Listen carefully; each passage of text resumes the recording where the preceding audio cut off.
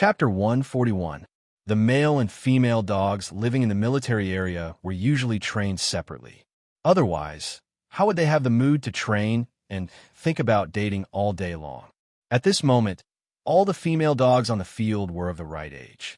Suddenly, they all became restless when they saw the male dogs that they rarely interacted with.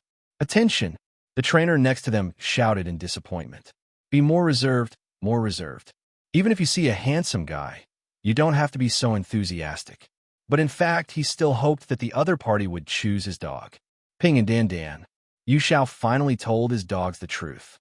"You all saw this scene. Anyway, you can do whatever you want. You can choose whichever you like." As he spoke, he untied the leash and patted their backs as encouragement.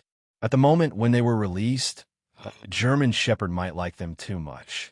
Under the secret indulgence of the trainer, the German Shepherd ran overexcitedly. Xiao Qixi was stunned, and his pupils dilated. He didn't even shout 123 and started fighting. How immoral. However, his reaction was very fast. Without Ao Daisai's help, he threw the German Shepherd over his shoulder and pressed him to the ground, unable to move. Ordinary military dogs were too weak in his eyes. If one came, he would beat one. If two came, he would beat a pair. After tripping the military dog, the German Shepherd stood aside and wagged his tail slightly, feeling a little embarrassed that he had an unfair advantage. All the trainers thought, Comrade Dan Dan doesn't like Tigress. The German Shepherd called Tigress also seemed to feel that the light-colored German Shepherd didn't like her. It didn't matter. There was another one. When Tigress got up and pounced on Ao Daisai, Xiao Qixi's heart was shocked. "Knock, your military dogs are so shameless. Didn't you lose?" Again, Ao Daisai, who had a clear distinction between black and white, also thought so. He felt that this military dog had been defeated by Little Cutie and was not qualified to attack him again. But since the other party was determined to fight, he had to teach the other party a lesson. Compared to Yelishanda, Ao Daisai was much more heavy-handed. Seeing that the situation was not right, the trainers on both sides quickly stopped their dogs. "Ping and stop. Tigress, come back." Yu Xiao frowned fiercely. He stood between the two of them and said, "How can you two be like this? Even if you don't like him, you can't hit him." The slap landed on her ear. Although Xiao Qixi dodged it, she still felt wronged. What was there to like? It was clearly the other party who rushed over first, so why couldn't they fight? Wait a minute. Xiao Qixi began to realize that something was amiss. Based on the instructor's attitude, could it be that they were not here to fight? What was that? The instructor said earnestly, "Be gentlemanly and gentle to her. If you're too fierce, you won't be able to find a wife. Do you understand?" "Woo, all right." "What? Wife?" Xiao Qixi's head buzzed. She widened her eyes in disbelief and stared at the instructor. She had never dreamed that she would encounter an arranged marriage at such a young age. He felt that his trainer wanted to eat **T. Woo. Xiao Qixi glared at the instructor and shook her head. She squinted at the other party and kept patting the ground with her paws, as if saying, "Don't even think about forcing me into prostitution. Not looking for a wife." Neither of them were looking for a wife. "Puffed. What are you doing?" "What do you mean? Are you unhappy? Isn't this a good thing?" Woo. If it's a good thing, why don't you do it yourself? At this age, you can't not look for a wife, right? Don't you have that thought? Can you sleep at night? Ow. Listen to me and push this matter aside. Yu Xiao, he really didn't give in at all. "Ping, and what about you?" The instructor gave up on lazy Dan Dan, who was very resistant to looking for a wife, and turned to look at the other wolf dog next to him. In terms of genes that were more suitable to be a military dog, in terms of stability, Ping was definitely better. Ao Daisai already knew the truth of the meeting with the other military dogs on the field today. He had been suppressing a churning dissatisfaction in his heart. The instructor he had always admired had actually done such a thing. "You don't want to either?" Yu Xiao met Ping Yan's eyes, and it was no exaggeration to say that his heart suddenly tightened. No. Wasn't it just a blind date secretly arranged? Was it necessary? Ping Yan's eyes were too cold, and there was anger in the depths of his eyes. The instructor was so scared that he quickly made the decision to end this blind date quickly, saying that the two dogs were not in good condition. At this time, several military leaders actually came to watch the blind date. When they arrived at the field, they asked doubtfully, why hasn't it started yet? You shall. The two dogs are not in good condition. If a female dog approached them, they would beat her up, company commander. Comrade, you shall. In fact, the pairing is a two-way choice. Maybe it's not that they are in bad condition, but that their abilities are much higher. Tigress was considered the best of the female dogs, but it seemed that she was still inferior to the two wolf dogs. This was a fact, and they had to admit it. This was indeed an angle that could not be ignored. Yuxiao's mood was very complicated. That's right, maybe for Ping and Dan Dan, this blind date was a kind of contempt for them. The leader frowned. You mean they are much stronger than our military dogs? The company commander nodded. According to my observation, yes. This result was quite regrettable and a little unreconciled. Were the military dogs that bad? How about this? Since the blind date is not going to work, then let our male dogs come out and learn from the elites of our police world. Xiao Qixio, are they really going to fight in the ring? Yu Xiao's face showed that he was in a difficult position. It wasn't good to fight with the male dogs. Wouldn't that make the military lose face twice in a row? However, since the leader had spoken, he couldn't refuse. He could only look at his two evil dogs. Cough. Then let's learn from each other? They couldn't refuse a fight, right? They didn't refuse. Officer Xiao Xiong and Otis looked at him energetically. Just nice. They finally had a place to vent the anger they had been suppressing in their hearts. After a while, the female dogs were brought back, and the stronger and more powerful male dogs were brought to the field. As military dogs, each of them had excellent physical fitness. Just by looking at them with the naked eye, one could see that they were very powerful. Unlike the female dogs who were excited to see the opposite sex, when this group of military dogs saw a strange foreign male, their first reaction was to be vigilant and full of fighting spirit. Qiao Qishi ignored them and directly found a piece of good feng shui to lie down, holding its hands. Ao Daisai took a step forward. Its meaning was very obvious. Who's going to fight? From the trainers to the military dogs, they all felt that they were being provoked. They originally wanted to use peaceful means before resorting to force, but the other side directly laid down and sent a more powerful dog to fight, so they didn't hesitate anymore. They directly sent one of their most outstanding military dogs to fight. Cannon go. Puffed. Xiao Qishi, who was lying on the ground, almost laughed out loud. Cannon? Why not call him Mountain Cannon? While laughing, the military dog, named Cannon, was untied from its leash. The next second, it directly rushed to the strange foreign wolf dog, Ao Daisai. As everyone knew, the first to get the run-up opportunity, the greater the impact force. Even lions and cheetahs would leave a certain distance for the run-up. Comrade Ping obviously lost the initiative this time. Everyone present didn't think that he could easily deal with it, but the other side was so arrogant that it directly jumped on the spot to compete with Cannon, and its strength didn't lose to the other side. This was a terrifying fact. Ao Daisai didn't jump to the sumo to knock the other side over. His attack was still a classic hunting move. He clamped his arms around the other side's neck to reduce some of the other side's strength.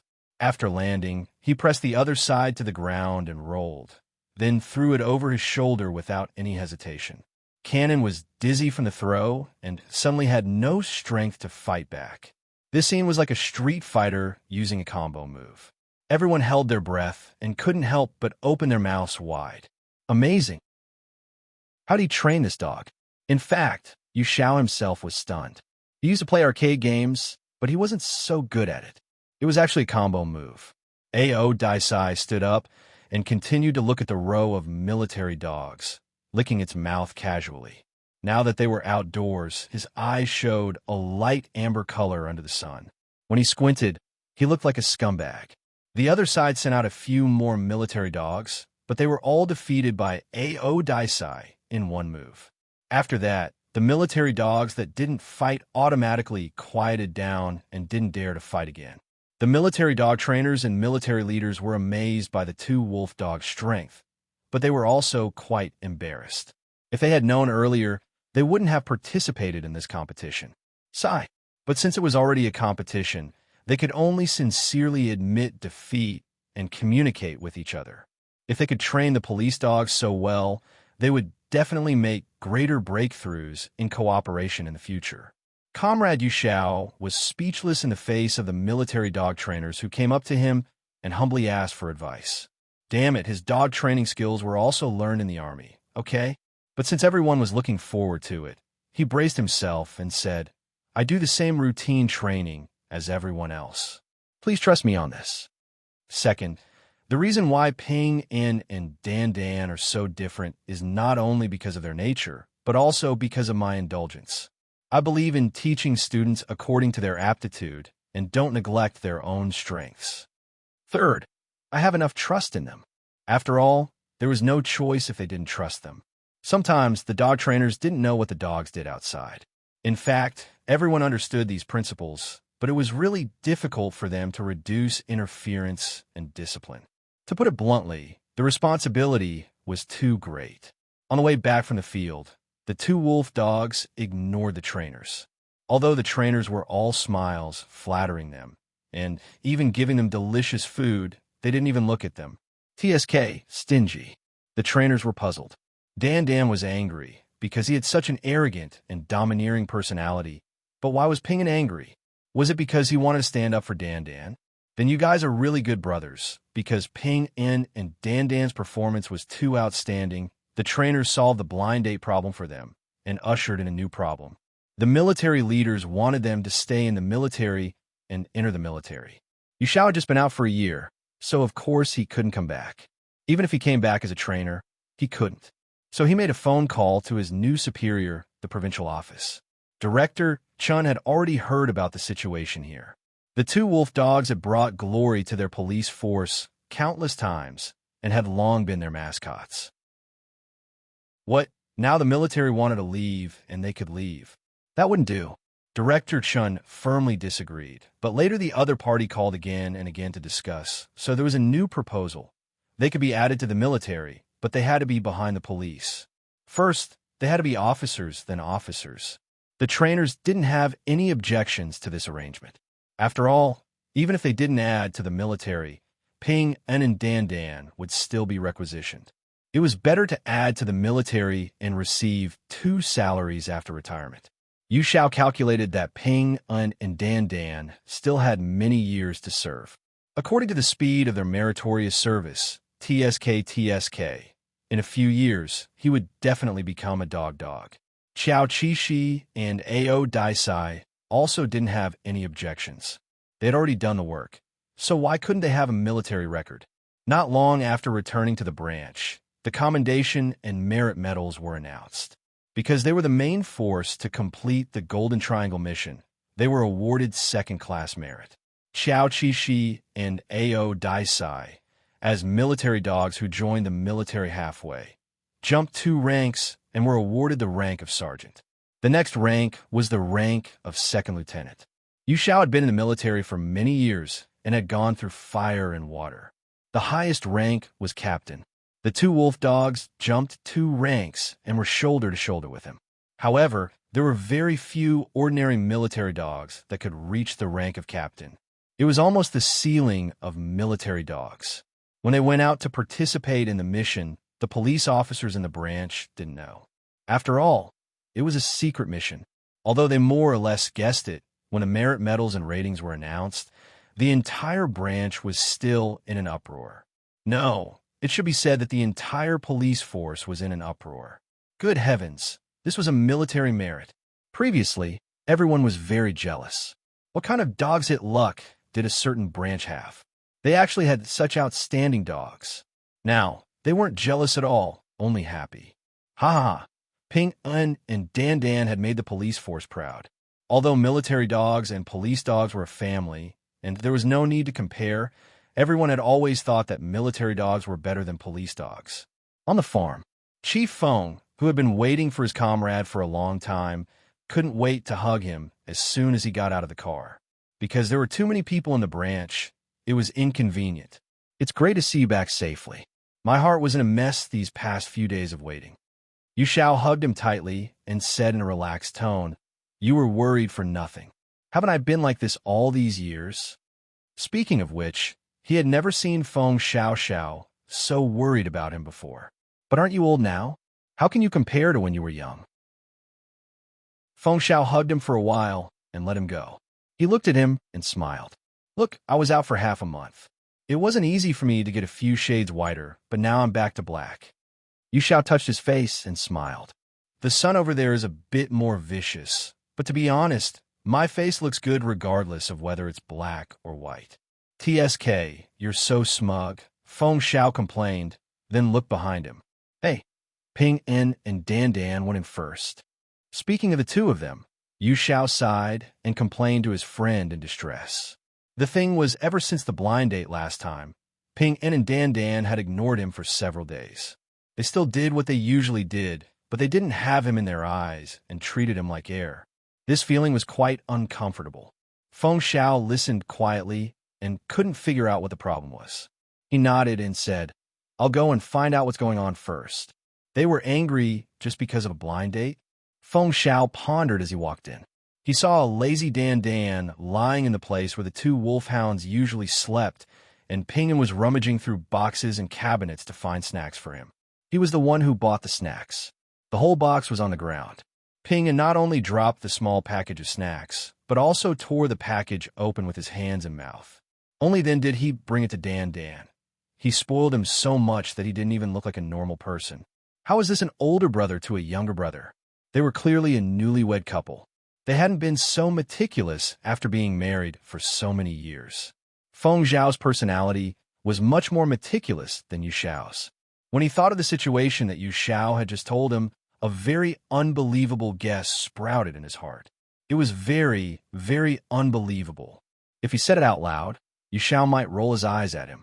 Squatting at the side and watching Ping and licking Dan Dan's mouth, which was covered in food crumbs, Feng Xiao murmured, "Will Yu Xiao, that iron-willed straight man, believe that you two are a couple?" Xiao Qi, who was eating happily, looked up when she heard that. Oh no, the poop picker had seen through their affair. Would he break them up? In an instant, he even thought of the route of their elopement. Damn it, he just felt a little regretful about the two pensions. The author has something to say. A unique coming out of the closet is about to happen. Chapter 142. Some things were fine when one did not think about them, but once one thought about them, one would be enlightened. One would find more clues in one's past memories to prove that one's absurd guess was true. For example, Pingen always took care of Dan Dan meticulously. He gave Dan Dan more time to lick his fur than he did to lick his own fur. Also, Pingen always gave Dan Dan good food and did not eat it himself. Although it could be understood that he did not like snacks, how could he explain that he allowed Dan Dan, who liked to roll on the ground, to behave atrociously on him? This cannot be brotherly love. Qi Feng, who had some sympathy in this aspect, felt that brotherly love was not like this. This. Feng Xiao squatted on the ground and hugged his head. He was so confused that he did not realize that two pairs of eyes were looking at him nervously. How did you two become a couple? With such good genes, how could it be justified if they did not give birth to two litters of wolf puppies? Thinking of this, Feng Xiao thought of his family who urged him to get married quickly and sighed. As the saying goes, do not do to a dog what you do not want to do to yourself. He was no longer free. Forget it, forget it. Why should he make things difficult for the dogs? What became a couple? Yu Xiao walked in. The setting sun shone on his face, making him look unusually handsome. Nothing. Feng Xiao planned to help the dogs hide it first. He stood up and smiled. I think they are acting quite normal. Don't think too much. Say that they are ignoring you. Hearing the poop picker's words, Xiao Qi relaxed. It seemed that the other party did not intend to expose their relationship. Why? Was he afraid that the trainer would be more sensitive to this? With this question in mind, the two wolf puppies rubbed their hands and secretly observed the two humans. Ao Daisai actually did not care if his relationship with Yulashanda was known. Of course, this was because there was no such thing as breaking up a couple. He also did not know about the prejudice of human society against homosexuality. Did he need to care about these things? It did not seem to be necessary. Ao Daisai's world was pure and direct. Only Yolashanda could affect his behavior and mood. You don't believe me?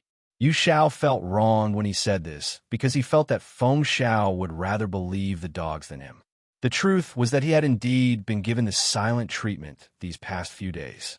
In order to prove that he wasn't lying, the trainer stretched out his hand towards one of the dog's head, and the dog dodged very quickly.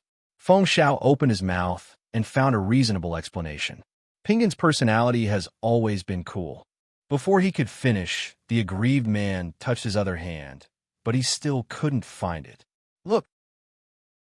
Good heavens, the two wolfhounds were indeed a bit overboard in their resistance, and they also knew how to differentiate between work and private situations.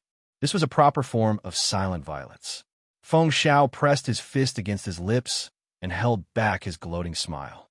With what you've done, it would be strange if I let you touch it. However, he couldn't say it out loud. He and Yu Xiao had never discussed homosexuality before. It was as if they were both very secretive about it. He could only comfort her by saying, "Maybe it'll be fine in a few days. Don't take it to heart, okay? You go and cook. I'll play with them for a while, and then I'll help you pack." Okay. Yu Xiao was very obedient. After he turned around and left, Feng Xiao squatted in front of the two wolfhounds with a very complicated expression. No way. Are you really a couple? He was a little suspicious, but he also felt that he was thinking too much. The key was, Pingon, what do you like about Dan Dan? Xiao Qishi originally wanted to ignore him, but what did this poop picker mean? He was making a personal attack. He had to be careful. In Feng Xiao's eyes, the two wolfhounds didn't react at all. They just looked at him calmly. Feng Xiao felt that his serious expression was funny. He was probably possessed. It had to be known that no matter how high the IQ of the two wolfhounds was, it was impossible for them to have a conversation with him. Moreover, humans and dogs couldn't be lumped together. No matter how ambiguous the behavior between dogs was, it could be reasonable. However, after the seed was planted in his heart, there was always a strange feeling that scratched at Feng Xiao's heart like a cat's claws. Xiao Qishi was worried that the two humans would discover that he and Ao Daisai were acting strangely, so he decided to restrain his behavior. In the future, he would no longer be lovey-dovey with Ao Daisai in public. In other words, in the past, they would play, roll around, and kiss in front of the two humans. The problem was that they were only a few months old at that time, and it was natural for them to like to play. Now, they were 1-year-old adult dogs. Probably no one would think that it was normal for two male dogs in heat to entangle with each other. After dinner, Xiao Qishi, who always liked to lovey-dovey with Ao Daisai, noticed that someone had been observing him. He secretly glanced and found that the poop picker had been secretly watching them under the guise of eating fruit. That's right, the other party was an expert in reconnaissance. His senses in this area must be more sensitive. But it didn't matter. Officer Little Bear was an expert in anti-reconnaissance. Xiao Qishi got up from Ao Daisai's side and pulled a toy to play in the corner by himself. At the same time, he reminded Ao Daisai not to come over to play with him for the time being. They should stay alone for a while and wait for the humans to fall asleep at night. Ao Daisai, who was about to get up and play with Little Bear, obediently lay down again, but he seemed to be very uncomfortable. In his heart, what Xiao Qishi meant was that Yolashanda didn't want to play with him. Don't you like me anymore? After thinking for a moment, Ao Daisai came to this conclusion. Otherwise, why would the other party stay away from him? What? Nonsense. Are you talking nonsense? No, I like you very much. I like you very much. I like you the most. But haven't you noticed? The poop picker has been peeking at us. Xiao Qishi quickly explained. Yes. Ao Daisai glanced, and indeed found that the human was peeking at him. So, at the same time, he rested his chin on his paws and looked at Yolashanda casually. Xiao Qishi. So we can't let him find out that we are very intimate. We can be intimate after they fall asleep. Ao Daisai blinked and looked up with interest. Are you saying that you want to go on a date with me tonight? Okay. Xiao Qishi? What a doghead. Did I say something wrong? But in this situation, it seemed that he could only grit his teeth and agree. Little Bear cursed. Okay, when the time comes, we must have a good talk about how to get along in front of humans. What are you looking at? Yu Xiao watched the news for a while and was about to discuss it with the person beside him. But he found that the other party seemed to be distracted. He followed the other party's gaze and was surprised to see the dog. Nothing. Feng Xiao immediately looked away. However, Yu Xiao had already noticed the problem and said in surprise, "Why are the two of them playing separately? Didn't they always stick to each other and stick to each other? So you know about it too." Feng Xiao was quite surprised. Then, he didn't know whether he wanted Yu Xiao to notice something or not. This kind of feeling was too difficult to bear. He could only eat the fruit in the fruit bowl mechanically and pretend to watch the news. As for Ping and Dan Dan, they couldn't see anything for now. Feng Xiao planned to watch it later. Is this fruit so delicious? Yu Xiao realized that Feng Xiao was ignoring him. So he reached out and took a small tomato and threw it into his mouth. It tasted sour and sweet, like the taste of first love. Anti-cancer, Feng Xiao said, and accidentally glanced at the small tomato next to Yu Xiao's mouth.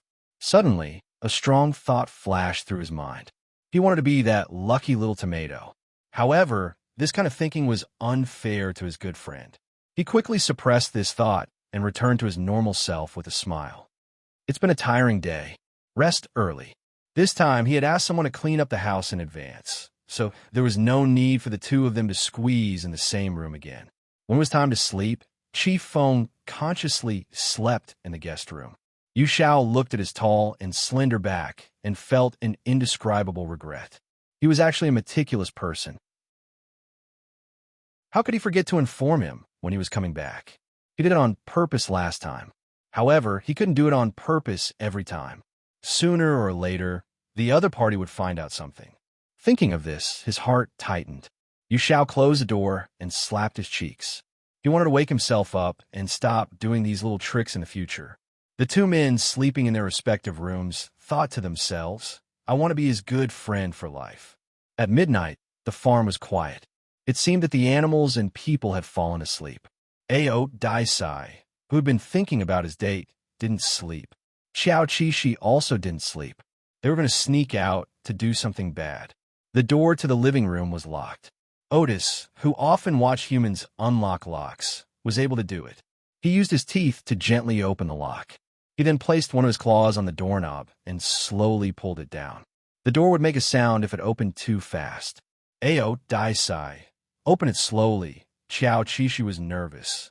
She warned her boyfriend while looking out for some fresh air. She even wanted to say that he shouldn't go. It would be easy to get caught. Yes, he wanted to deny it.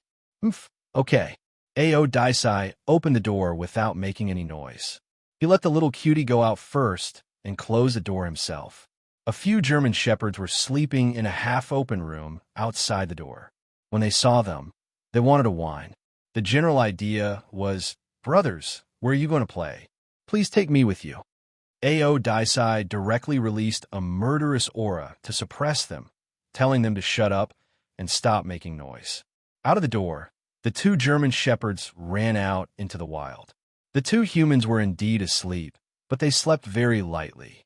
They woke up as soon as the German shepherds at the door moved. Of course, they would close their eyes and continue to sleep.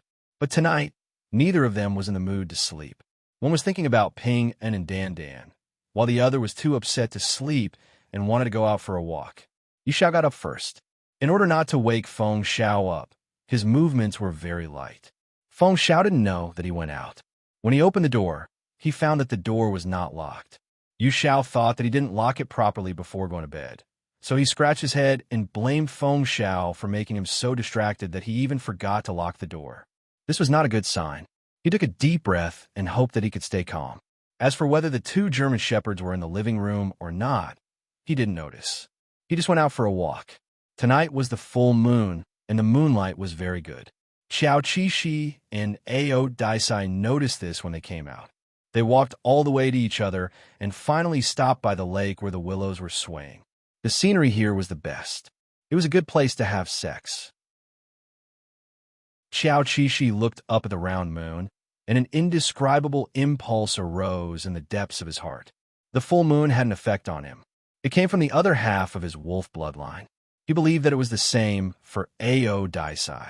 Otherwise, Ao Daisai wouldn't have insisted on going out with him tonight. Therefore, he told Ao Daisai about the legend of the full moon.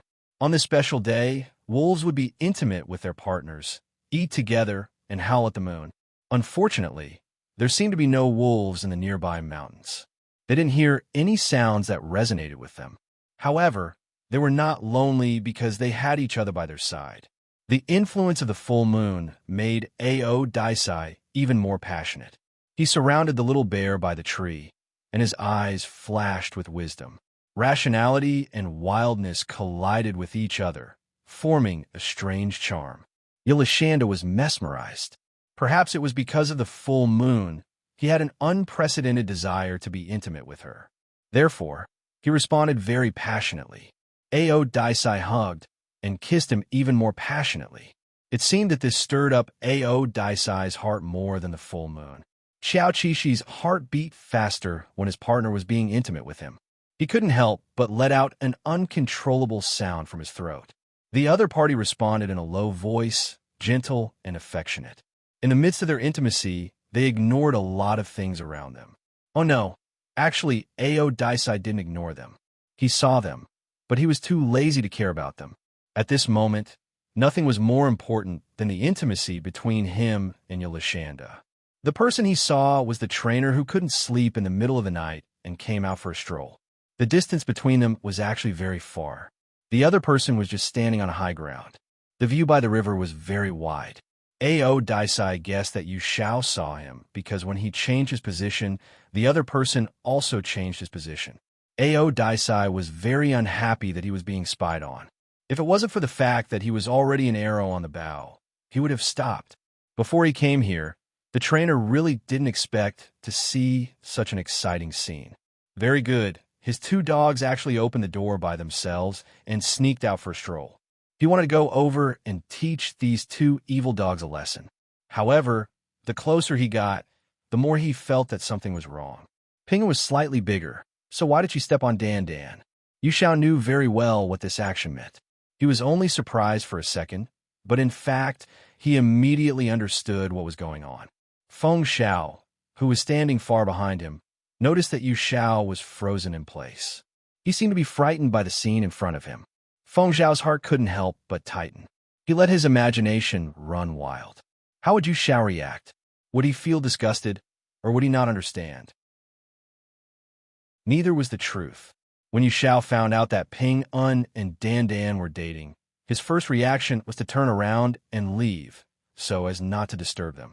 However, when he turned around, he saw Feng Xiao standing behind him. Yu Xiao was stunned. He was even more surprised than when he saw Ping Un and Dan Dan on a date. He even forgot to ask why Feng Xiao was there. Brother Xiao, I saw you come out, so I came to look for you. Feng Xiao smiled and was about to explain why he came out. However, Feng Xiao suddenly rushed over and covered his eyes with a large hand. Then Feng Xiao dragged him back. Go, go, go. Go back to sleep. Feng Xiao felt half of his face warm up, and his breathing became erratic. Of course, he liked it when Feng Xiao got close to him, but this was wrong. He quickly grabbed Feng Xiao's wrist and pulled him away. He said calmly, Brother Xiao, what are you doing? He couldn't stand being so close to Feng Xiao, so it was better for him to stay away. There's something you can't look at in front, Yu Xiao lied. What is it? Feng Xiao wanted to get to the bottom of it. What a joke. How could Yu Xiao say it directly? Anyway, don't move around. If you move again, I'll carry you back. Yu Xiao came up with such a bad idea because he didn't want Feng Xiao to see Ping Un and Dan Dan. As for why he didn't want to see it, of course, it was because he didn't want Feng Xiao to know about homosexuality. What if he became suspicious? What? He even threatened him. Feng Xiao frowned and struggled even harder when he heard that. He just couldn't understand what was going on. He just wanted to open his eyes and look at Feng Xiao. Yu Xiao thought to himself, Chief Feng, you're the one who forced me. Don't blame me for going against my superiors. Yu Xiao suddenly lowered his body and carried Feng Xiao by the waist. He walked quickly into the house. They acted as if there was no one around. The sound of them pulling and pulling had already spread to Qiao Qixi and Ao Daisai. The couple, who were still in a daze just a moment ago, were now squatting by the river with their eyes and mouths agape. They saw with their own eyes how the trainer carried the poop shoveler in a princess carry. The author has something to say. Two humans came out of the closet in front of dogs. Chapter 143. When the two humans left in such an intimate manner, the shore of Willow Lake regained its temporary peace.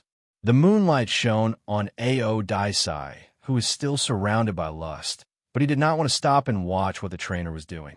It was because the shy Yolashanda did not want to be disturbed when they were being intimate, so she pushed him away forcefully when she heard his movements. At that time, Ao Daisai was already halfway through, and even someone as rational as him was a little confused. Unfortunately, Yolashanda did not let him continue. The feeling of being forced apart despite being deeply connected to each other was like a steel needle scraping through Ao Daisai's brain, and it was very uncomfortable. He knew that Yolashanda did not do this because she did not like him, but because she was very embarrassed and did not want to be seen by others. After the humans left, Ao Daisai once again enveloped Yolashanda. This time, he bit the side of Yolashanda's neck a little harder. Maybe he was venting his dissatisfaction for being rejected, or maybe he was just trying to prevent his partner from escaping his embrace for the second time. After so many years, Qiao Qixi had gotten used to Ao Daisai's touch, so he did not react when he was pressed down. His mind was still immersed in the shocking incident. Shocking, the trainer and the bureau chief actually had that kind of improper relationship. That was not the main point. The main point was that he was so slow that he did not realize it until now. It was too wrong. It could only be said that although Qiao Qixi was with the same sex, he was not a traditional gay, so it was difficult for him to guess in that direction, whether it was people or animals he met. Oh, Ao Daisai's invasion interrupted Yolashanda's wild thoughts. He finally did not have the mood to think about other people. When he came back to his senses, his body and heart were filled with Ao Daisai's presence. Ao Daisai was very happy, and he loosened his bite by a lot. He even lovingly licked his ears that were trembling because of the sudden increase in discomfort. Qiao Qixi desperately wanted to push away this thick embrace, because this place was obviously not a secret anymore. Ao Daisai, let's go somewhere else. Is there a need? Ao Daisai was obviously very confused. After all, he felt that the humans had left, and there was no need to care about them. Ao Daisai, who was immersed in happiness, was too shy to comfort his partner. They have left, and no one is watching you. Yes, that was right, but thinking that Ao Daisai might have seen them, Qiao Qixi's scalp tingled. What would they think? Would they bless the love of the two male dogs? Fortunately, Ao Daisai's Ao Qiao was a kind and could understand this kind of feeling. Also, Ao Qiao Daisai. Ao Qiao Daisai's intimate with him. Ao Daisai's. With Qiao Qixi's cooperation, Otis became even more passionate. Under the moonlight, his eyes were beautiful and full of emotions. He only had passion in the face of intimacy and was not embarrassed at all. Ao of its. Beasts didn't have such nerves. Their behavior of avoiding sight was just for safety. Ao Daisai confirmed that the surroundings were safe. He focused 90% of his energy on his partner, and the remaining 10% remained vigilant. During the process, Qiao Qixi wanted to stop several times because he felt that it was enough, but he felt that Ao Daisai was still very focused, and he didn't have the heart to interrupt, so he could only grit his teeth and continue. Then, I'll disturb him. Ao Daisai, what does it feel like to do this? Qiao Qixi said fearlessly, I'm curious too. Can I try it if I have the chance? Ao Daisai, whose mind was still relatively straight, was immediately disturbed. He interpreted Yolashanda's words as, I also want to try doing this with a female. That's impossible. Ao Daisai was a little angry. He licked his teeth and replied, no, do it with other females. She could only do this with him. Qiao Qixi said naughtily, but I want to try, just as he expressed the idea of purposely angering Ao Daisai for the second time. Ao Daisai messed up the rhythm as he wished. You're purposely angering me. Ao Daisai was well aware, but he still couldn't control his impulsive actions and breathing. His original plan of making out until the moon disappeared seemed to have to end early. Despicable little bear. You found out? But so what? His goal was achieved. 2 hours later, the two wolfhounds walked side by side on the way back. Xiao Qishi's limbs were a little weak, especially his two hind legs. Boo-hoo, it's all my boyfriend's fault for not knowing how to control himself. Ao Daisai didn't have much effect. In fact, he still had a lot of energy to vent. As long as Elishanda was willing, he could do it again now. Unfortunately, she was a delicate girl. If she pretended to be unable to walk after doing it once, wouldn't she have to pretend to be paralyzed after doing it twice? Although Ao Daisai wasn't satisfied, he let her be. When he was a polar bear, he could carry Little Bear on his broad back. But now that they were about the same size, he could only walk slowly with her.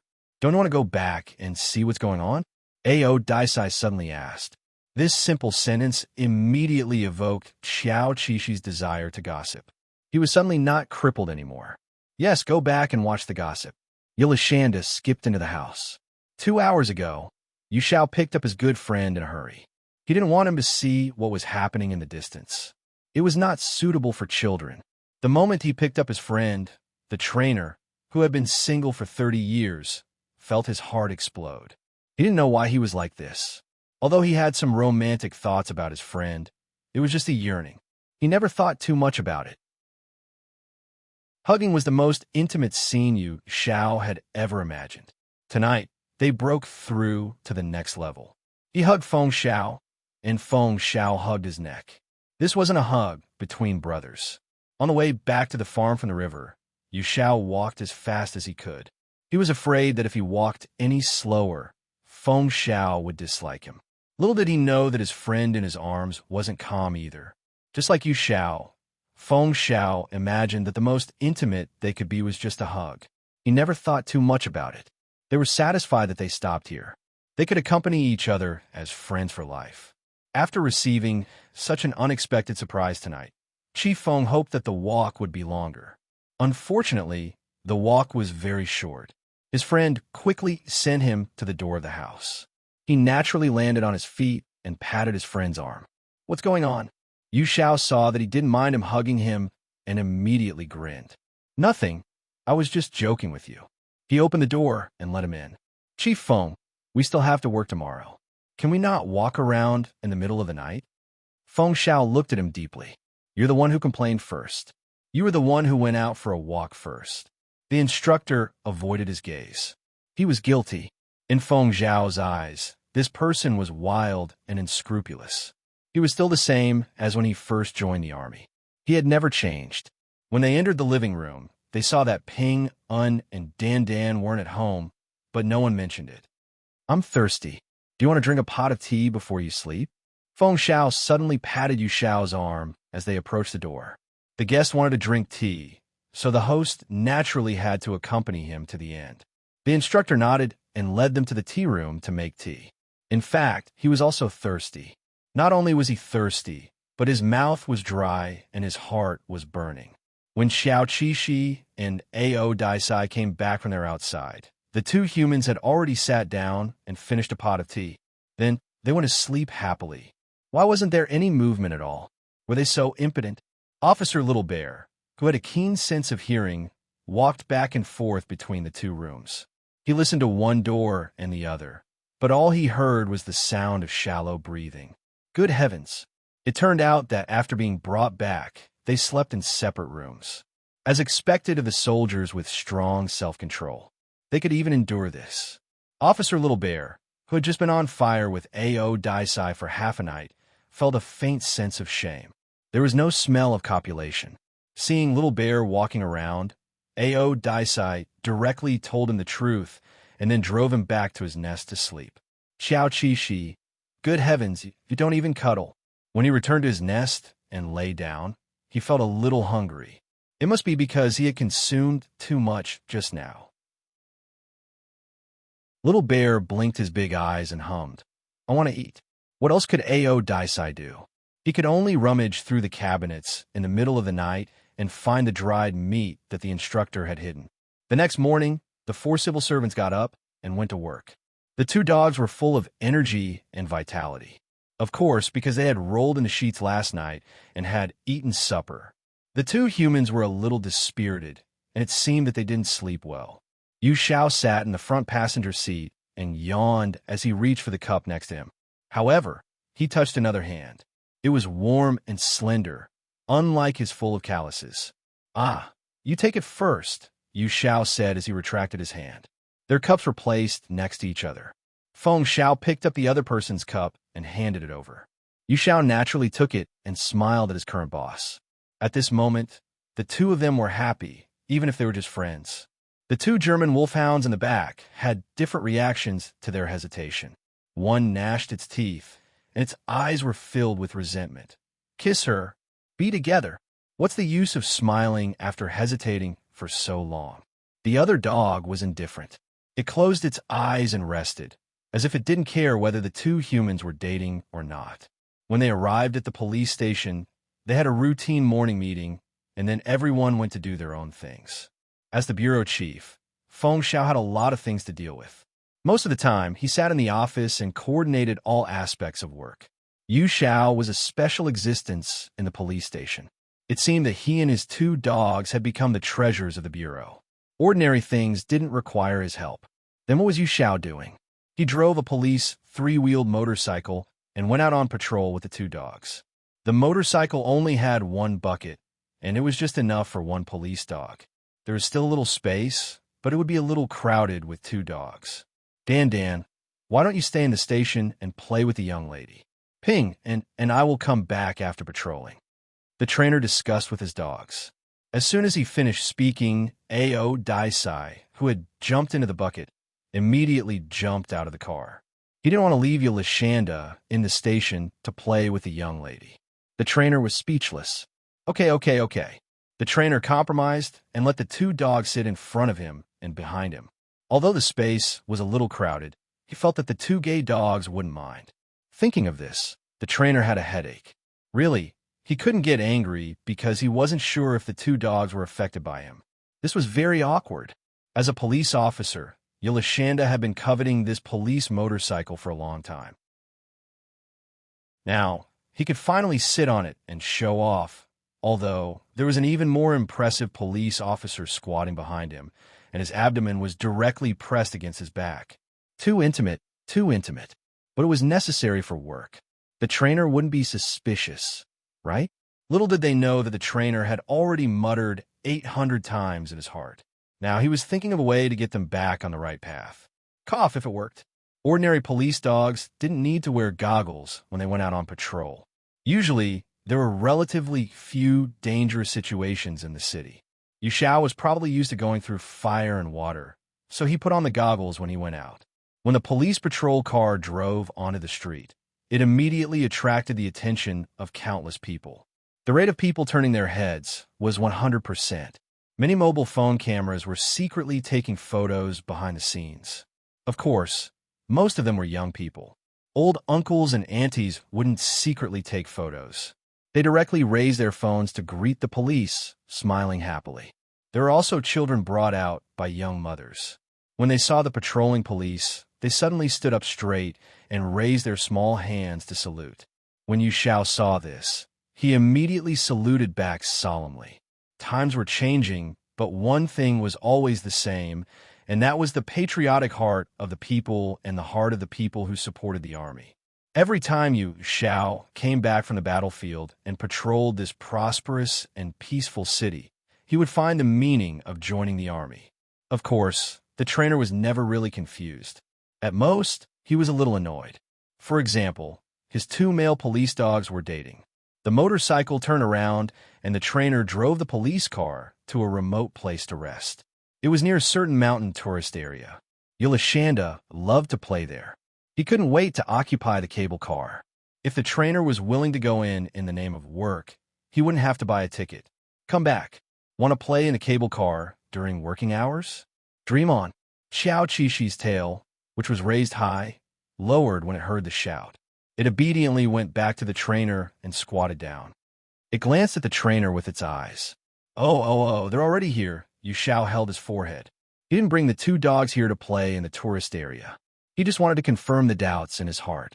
Was it his eyesight last night, or were these two playing around? He stretched out his long legs and got out of the car. Then he squatted in front of the two dogs and observed them. Not bad. As your trainer, I haven't found a partner yet, but you two are already together. No wonder you two were so angry at me when I was kind enough to arrange a blind date for you two last time. It turns out that you've already been secretly dating each other? Pingyan and Dan were not ordinary smart. Yu Xiao knew that they could understand. Maybe it was a little difficult to secretly date each other. Okay, the trainer said more clearly, Dan, do you like Pingyan? The kind of like that you want to be intimate with him. Xiao Qixi. Sure enough, this kid saw it last night. Damn it. A young elite police officer actually liked to peek at animals being intimate. What kind of hobby was this? He deserved to be unable to find a partner. Xiao Qixi pretended to be an ordinary dog. Its eyes rolled around. Funny. Only an idiot would admit to such a thing. Ao Daisai, ignore him. Let him act by himself. Xiao Qixi reminded Ao Daisai to be careful not to fall for it. You're not? That's a pity. Yu Xiao stood up and patted his pants. I was thinking that if you two are, I'll keep a lookout for you two when you're intimate in the future. Since you're not, forget it. Go back. Don't play in the cable car anymore. What? Upon hearing the trainer's words, Yelishanda, who had made up his mind to ignore them, changed his attitude. Don't go. Yes, we are. Ow. Officer Xiao Xiong pounced forward and bit the trainer's pants, pulling them back. Little you, let's talk things over. What's wrong? The trainer turned around and looked at him. Xiao Qixi returned to Ao Daisai's side and placed its paws on Ao Daisai's body. Its tail wagged incessantly in a flattering manner. As expected, Dan couldn't resist the temptation. A cable car was all it took. The trainer, who was full of evil tricks, was overjoyed. On the surface, he raised his eyebrows solemnly. Oh, really? You're not trying to cheat me of the cable car? Really? Was there a need to doubt it? Who would come out of the closet just to ride the cable car? It wasn't like their brains were stuck in a clamshell. In order to prove that she and Ao Daisai were indeed a couple, Yelishanda turned around and kissed her boyfriend. The author has something to say. Cable car.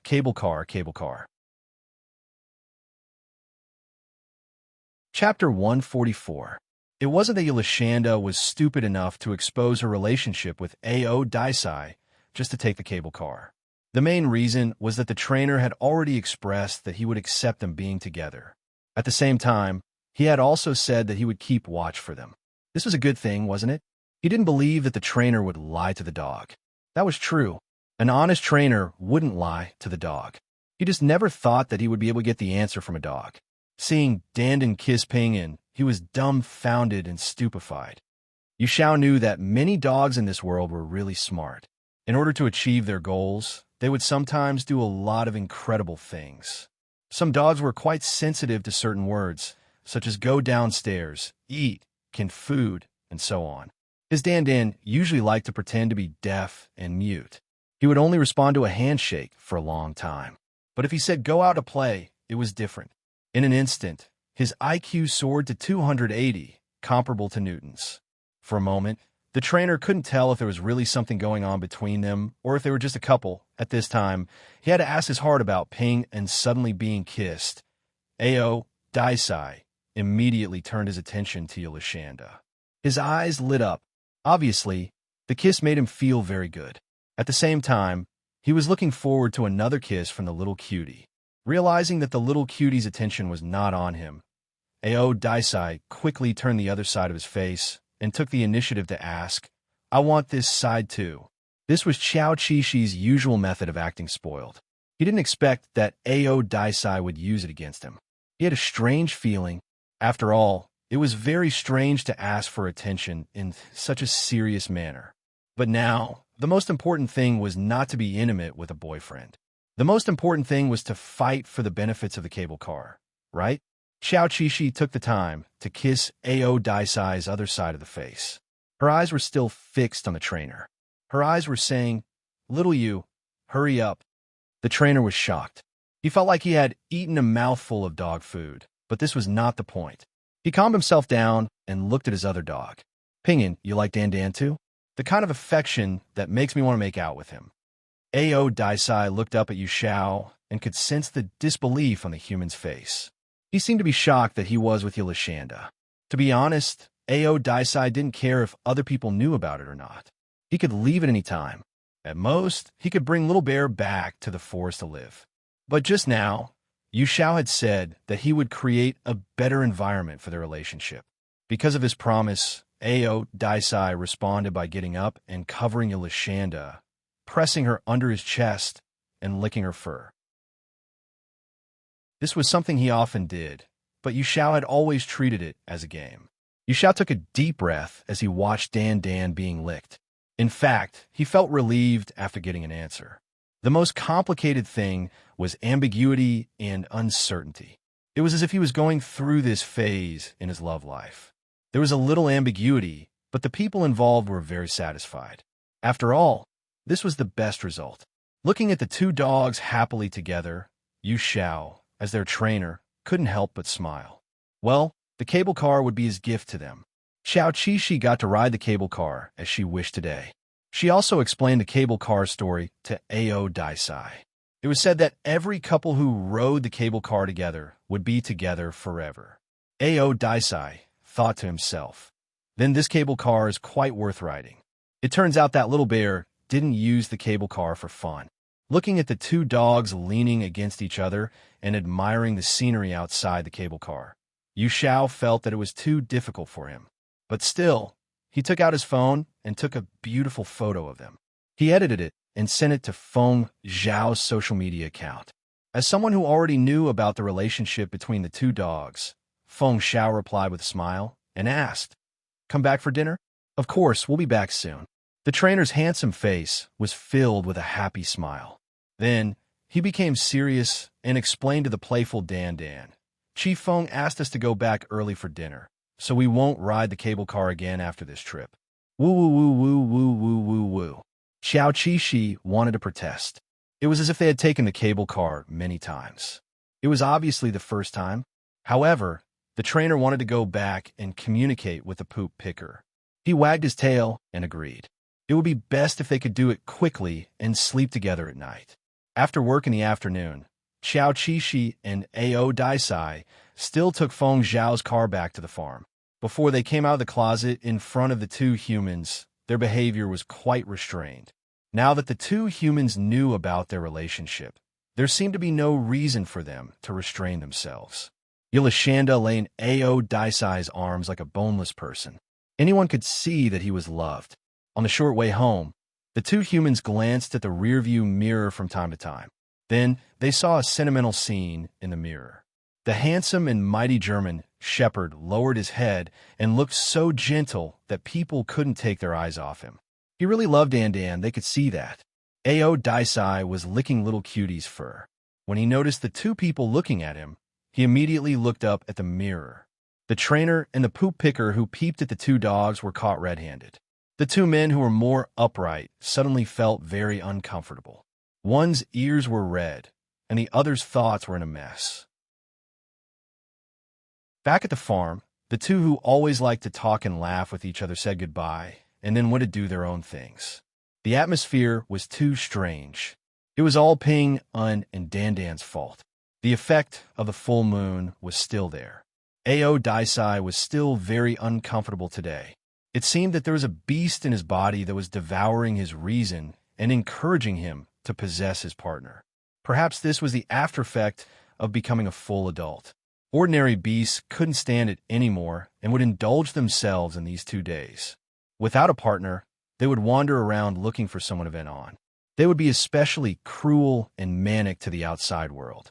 Those who had a partner would possess their partner day and night until the new moon appeared. Ao Daisai was obviously different from ordinary beasts. The full moon effect only showed a little sign on him. Other than being a little more hooligan than usual, he didn't look any different. As a beast, he was sometimes too rational. The full moon also affected Xiao Qishi, but he was very casual. If he wanted to rub Ao Daisai, he would do it. If he wanted to kiss Ao Daisai, he would do it. He even took the initiative to lie in Ao Daisai's arms. Of course, Ao Daisai was very happy that little cutie took the initiative to invite him. This was the happiest moment for him. When they got home, they hid in the utility room without any scruples. When the trainer came to get something, he pushed the door open and was about to turn on the light when he saw a pair of green eyes looking at him and a warning, whining sound coming from the dog's throat. Yu Xiao reacted quickly. When he realized what was going on in the small utility room, he felt awkward and speechless. It's broad daylight. These two were too eye-catching. Did they think that they could do whatever they wanted just because they came out of the closet? How could that be? He couldn't let Feng Xiao know about this. Yu Xiao said, "Hurry up. Don't let your chief know." Then he left and closed the door. After all, he was the one who said that he would help keep watch. He couldn't go back on his word. "Brother Xiao, did you find the pot?" Feng Xiao, who was busy in the kitchen, needed a pot to make hot pot. The weather was cold, so he wanted to eat hot pot. "All right, pot." Yu Xiao just remembered that he was here to get something. Would Ping and bite him to death if he opened the door to disturb them again? In order to let Feng Xiao eat hot pot, Yu Xiao was fearless in the end. After mentally preparing himself, he opened the door of the utility room again. This time, two pairs of green eyes stared at him, and the word fierce was written in their eyes. "I just came in to get a pot. You can continue." The trainer's tone was calm. He reached for a pot in the corner and quickly left. It was as if there was a dog chasing after him. At the trainer's house, people and dogs usually had dinner at the same time. Tonight, it was almost dinner time, and the dogs were still nowhere to be seen. Feng Xiao looked around. Hey, where are the two babies? Why haven't they come out for dinner yet?" Yu Xiao was very nervous. He only hoped that the noise in the utility room wouldn't be too loud. He lied to Feng Xiao and said, "Maybe they went out to hunt. Don't worry about them. Let's eat by ourselves." "Went out to hunt?" Feng Xiao looked outside the door and said thoughtfully, "Okay, then let's not worry about them. Maybe Ping, Un, and Dan Dan were dating. It was not good to disturb them." The two handsome men ate hot pot opposite each other. They were both thinking about the same thing. Dogs are stronger than humans. Qiao Qishi and Ao Daisai had a very good night under the watchful eyes of the trainer and the poop picker. Fortunately, it was a new moon the next night, and they didn't have to be affected by the full moon. After being intimate for 2 consecutive nights, Qiao Qishi was more or less dispirited. He looked like he needed to rest.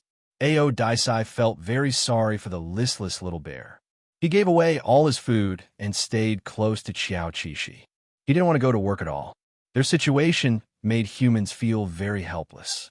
However, they didn't dare to ask them to control themselves and not go overboard. Therefore, they could only give them a few days off. Qiao Qishi's body didn't have any major problems. He was just lazy and spoiled.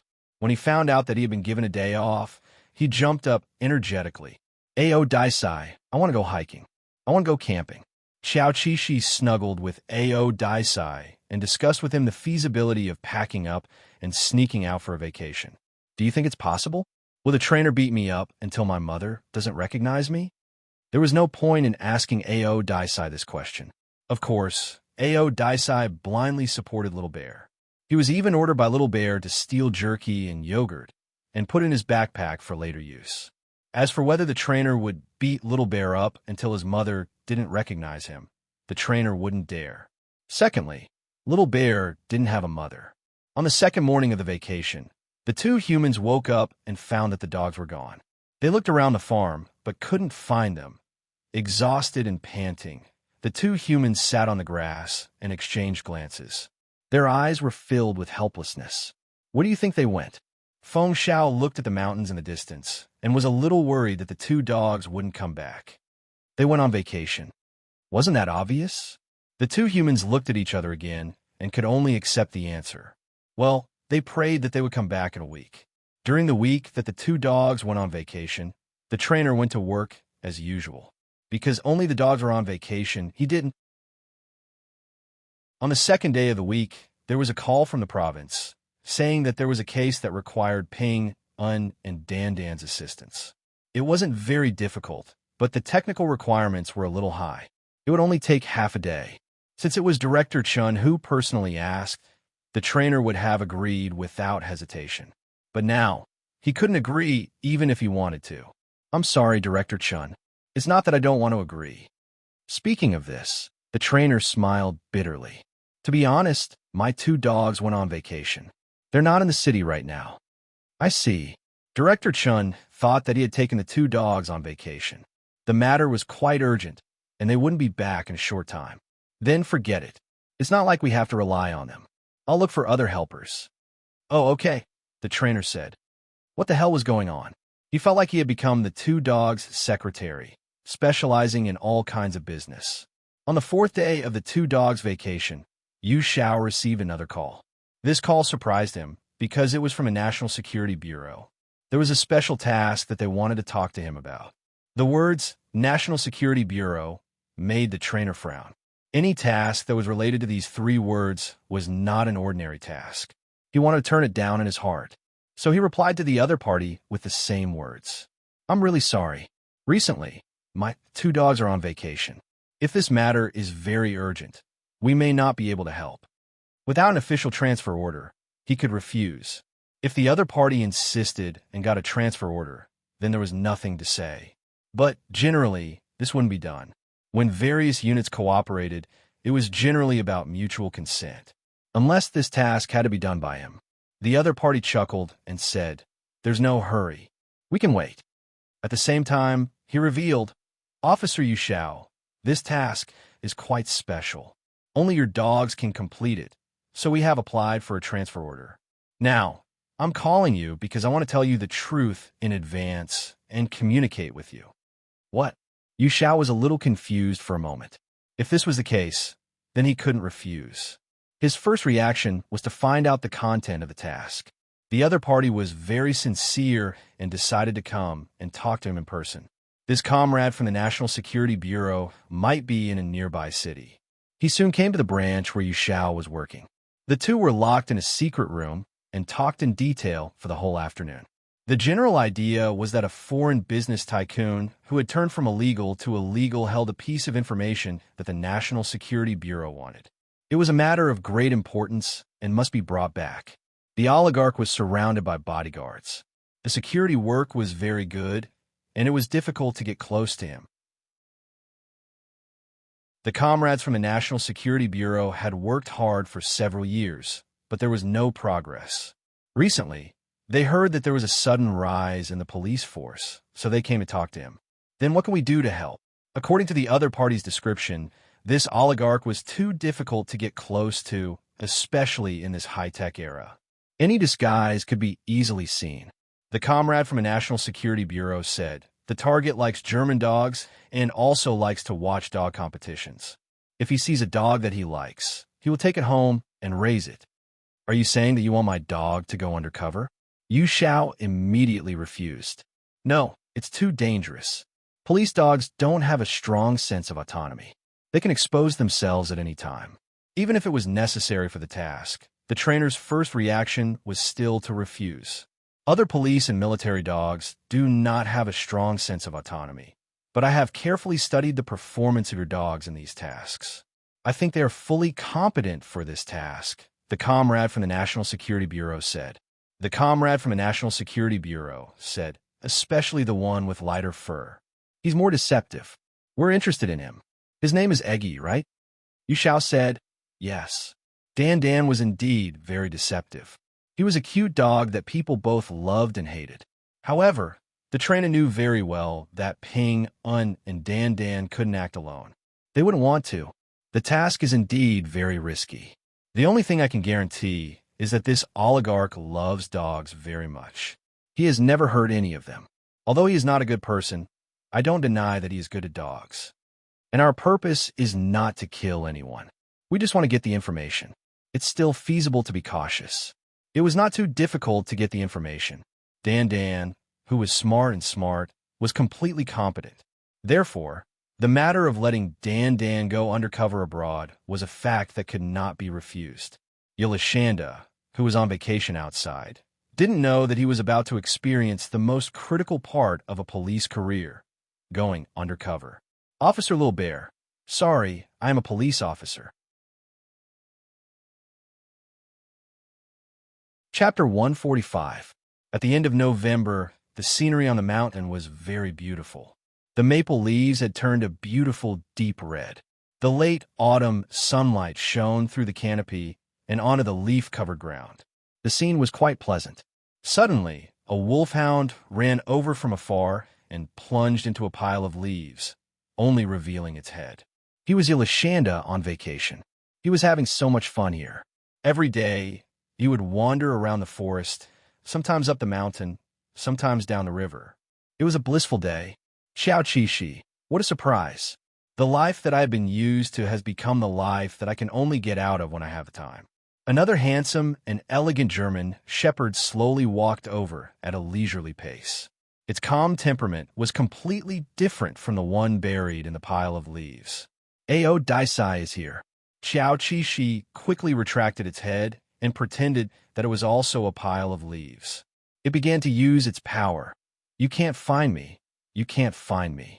How could Ao Daisai not find the little cutie he likes so much? He was just playing along with the other party's need to play and pretending that he couldn't find it. Woo! Ao Daisai made a searching sound, which translated as, "Where's the little bear? Where's little bear?" Xiao Qi. Keep pretending. But it still felt good. What if it was true? Of course, it couldn't be true. Ao Daisai circled around the pile of leaves and stuck her head in. Her bright eyes met the others. I found you, Yelashanda. Subconsciously, Xiao Qi hid in the depths of the pile of leaves. He knew that he did not care about martial ethics, but he also knew that Ao Daisai would not blame him. Yes, Ao Daisai would not blame him. He would only keep looking for him, no matter where he disappeared to. However, today was the last day of their vacation, and they had to return home. Ao Daisai followed, bit the collar on the little bear's neck, and pulled the little bear out. Let's go home. Hearing this nightmarish word, Officer Xiao Xiong withered. Boo-hoo! Did the holidays pass so quickly? How did a week pass in the blink of an eye? This can't be real. It was true. The merciless Ao Daisai punctured his fantasy. Holidays passed so quickly. If they didn't wake up soon, they would be on the road until midnight. If she couldn't sleep well at night, she definitely wouldn't have the energy to go to work tomorrow. Officer Little Bear continued to lie on the leaf, looking up at the sky at a 45-degree angle.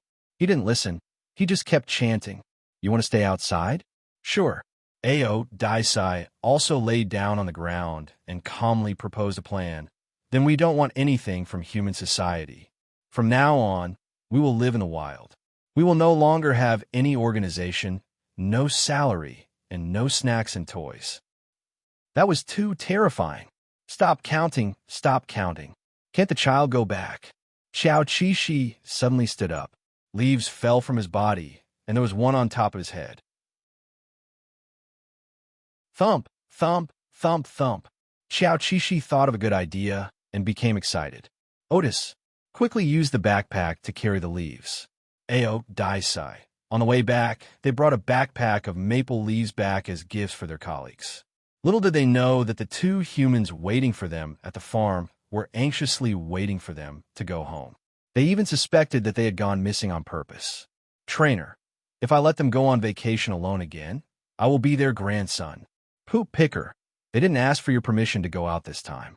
If they were tied up, based on Ping and Dan's angry and vengeful personalities, their trainer would be gone. Seeing that the sun was setting, the two humans were so annoyed that they didn't have the mood to eat. Finally, a second before the sun disappeared from the horizon, they saw the figures of two wolfhounds slowly walking over. They both breathed a sigh of relief and prepared to use a stern tone to teach the two dogs a lesson for leaving without permission. This was for sure. As the saying goes, nothing can be accomplished without rules. Xiao Qi was also very happy to see the two humans. He took off the backpack from Ao Daisai and skipped over to meet them. "I'm back, and I brought you a gift." The moment Xiao Qi ran over, the trainer and the poop picker thought of the same sentence. People who have never raised a dog will never understand the joy of a dog running towards you. They didn't realize that their serious and cold expressions had involuntarily turned into silly smiles. Ow wow! Xiao Qi had already arrived in front of them. He expressed with his voice and actions, "I miss you." The two humans' palms also touched him, and then they pretended to be cold and said, "Egg, you know you're back. I thought you were lost. Where did you go in the past 7 days?" The trainer even patted Dan's butt. Officer Little Bear didn't bicker with them. Ow wow! It was indeed their fault for sneaking out to play, but he did bring gifts, okay? He used both his hands and mouth to open the zipper of the backpack, revealing a backpack of dark red and gold maple leaves. The red was enchanting and the gold was gorgeous. It was very suitable for bookmarks. Seeing these gifts, the two humans were stunned. For a moment, they weren't sure. Were these for them? The trainer asked uncertainly. "These are gifts for us?" Xiao Qi clapped with his paws to show that he was sure. The two humans raised their eyebrows and then smiled even more foolishly at the same time. Yes, not bad. He even brought them gifts on a trip. They didn't raise this dog for nothing. From this incident, it could be seen that Ping and Dan was actually very self-disciplined. They were not without rules, but in short, the trainer and the poop picker didn't have any temper at all. They were completely coaxed. Not only did they not have any temper, but they also served the two dogs well and let them have a good night's rest. They only told them about the mission the next day when they went to work. Xiao Qi was stunned when she heard this. "No way. My name is spread to the National Security Bureau. How impressive." The trainer continued. Through the efforts of the comrades in the National Security Bureau over the years, they already know the approximate location of the information, but there's no way to get close. Even if they get close, they won't be able to get it. The password and various high-tech security technologies are all difficult problems. Xiao Qi and Ao Daisai looked at each other and came to the conclusion that this mission was to steal something. The second problem, which is also the most important problem for you, is that this mission only needs to be completed by Dan himself. You shouted no why he had a serious meeting with the two dogs. He just felt that Ping and Dan would probably understand. Sure enough, there was something wrong with Ping and's behavior. Of course it was wrong. How could Ao Daisai let his little bear take the risk? It was more likely for him to go on a solo mission. Looking at the trainer with sharp eyes, Ao Daisai raised his arm and pressed Yulashanda down, indicating that he could do it and didn't want Little Bear to go. Yu Xiao was stunned and took a deep breath. "Good guy. My dog really can understand what I'm saying." Then he smiled bitterly and hurriedly explained to the protesting Ping, and Dan won't arouse suspicion no matter what and make people feel that he's aggressive. But you're different. You don't have the temperament of a domestic dog at all. It was very easy to become the target of everyone's vigilance. That was why Dan needed to go on his own. Ao Daisai still seemed to be unable to accept it. Xiao Qi, who was pressed down, understood the difference between them. He stood up and said, "Ao Daisai, I think the trainer is right. This mission is more suitable for me. If you're worried, you can keep a certain distance from me. I'll tell you my situation in time. There was a saying, cooperate from the inside and outside. I'll be worried about you." Ao Daisai said bluntly, "I've never left you." Indeed, they had never been separated for so many years. Xiao Qi blinked and couldn't help but lean on the other side. His voice was full of comfort. "It's okay. I can finish the mission faster. You believe in my ability, right? I'll do it." Slowly, Ao Daisai's protesting attitude became more and more gentle. Of course, he believed in Yulashanda's ability, which was much stronger than humans. Then the trainer gave a detailed mission plan, which made Ao Daisai feel more at ease. The plan was like this. There would be a dog race in a foreign city next month, and the target would be confirmed to be there. Yulashanda would join the race. If her performance was outstanding, she might be chosen by the target. After all, Czech wolf dogs were not a rare breed in foreign countries. There were dogs of the same breed in the target's enclosure. Therefore, to be chosen by the target, she still needed a certain amount of luck and talent. The human's confidence was 50%. Xiao Qishi's confidence was about 80%. During the period before the race, Officer Little Bear started to prepare for his undercover mission. He had to disguise himself as a racing dog for a month. First, he had to familiarize himself with the rules of the race. Then, he had to participate in a few real races. This kind of race was usually only held in foreign countries. Therefore, after the transfer order was issued, they immediately went abroad at public expense. The target might investigate this record, so from the beginning, they disguised themselves as two ordinary racing dogs. One of them was stronger. Of course, this was fake. A.O. Daisai was only acting according to the script. When he participated in the first race with Little Bear, he lost to Little Bear. There were cases of match fixing in the human sports world, and there were also cases in the animal sports world. The person who brought them to the competition was a foreigner who had specifically asked for help in order to deceive the public. The two dogs had no problem communicating with each other.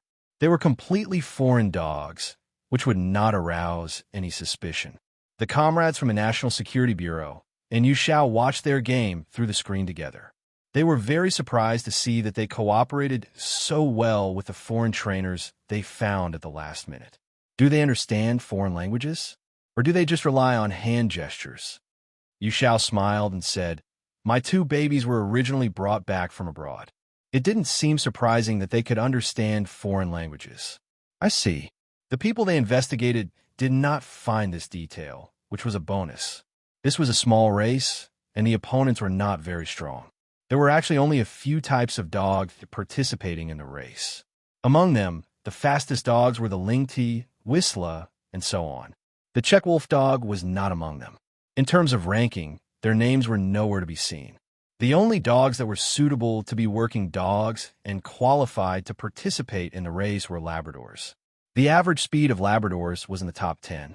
When the two Czech Wolf dogs paid to participate in the race, the organizers smiled kindly, hoping that they would not lose too badly. The dog race was not a pure sport. Like horse racing, it was also a kind of sport. Xiao Qixi and A.O. Daisai, who were participating in the race for the first time, were very unfamiliar to the audience.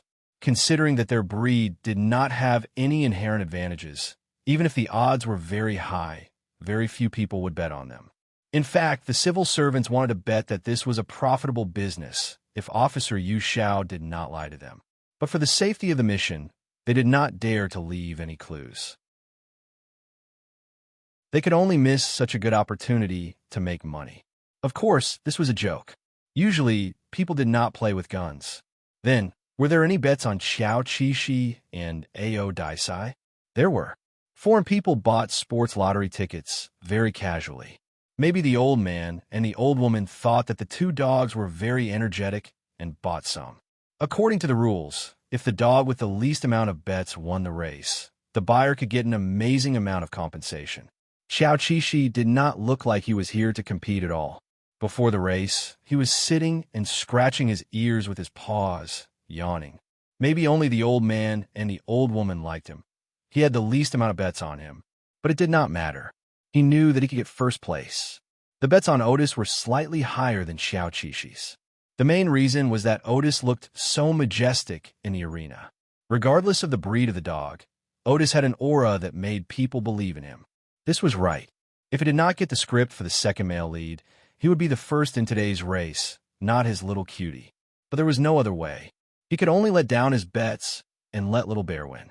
A.O. Daisai, you really can't outrun me, right? When Xiao Qixi crossed the finish line, he heard the boos and boos of the crowd. But it did not matter. He knew that he was good. Yes. A.O. Daisai answered without panting. Xiao Qixi did not mind. As long as he won, it was fine. Just like leveling up and killing monsters, those who won first and second place in the track competition received a ticket to a bigger track competition. A bigger race meant that their opponents were stronger. They were still unknown here, but the bets on them had obviously increased. It seemed that their performance last time had won a deep impression in the audience. Two Czech wolfhounds ran very fast. There was even an expert who analyzed seriously. The wolfhound with darker fur looks more powerful. It might have been his mistake last time. Otherwise, it would not make sense. Of course, experienced gamblers knew that winning or losing did not depend entirely on strength.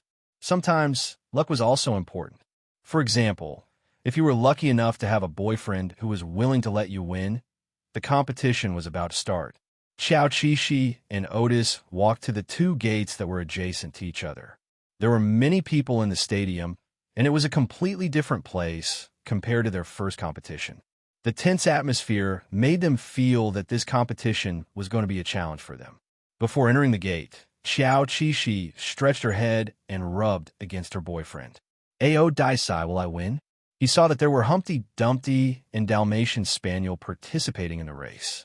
These were all recognized as fast race dogs. "You will win." Ao Daisai noticed that his little cutie was not confident. He kissed her on the cheek and said calmly, "Don't worry, I will help you." Xiao Qishi squinted. "You want to play cat?" "What do you mean?" Ao Daisai did not understand, but after thinking about it for a while, he roughly understood the meaning. He glanced at the other dogs indifferently. "Anyway, I will not let anyone run in front of you." Such a declaration was too domineering. Whether it was true or not, Yolashanda suddenly had the confidence to win first place. He felt that he did not need Ao Daisai's help to win first place. They officially entered the gate. The staff closed the gate behind them and prepared for the race. All the dogs stood in front of the gate attentively, waiting for the gate to open. Everyone noticed that their heads were all lowered, which was a starting position. Gunshot sounded. As soon as the gate opened, the 8 dogs ran forward with all their might. Xiao Qishi was little 8. He was wearing a bright red uniform, which added a touch of eye-catching color to his lighter fur. He seized the opportunity. Only 3 seconds after the race started, he stood out from the 8 dogs and became the leader. He ran very rhythmically. Even the most compact background music could not keep up with his pace.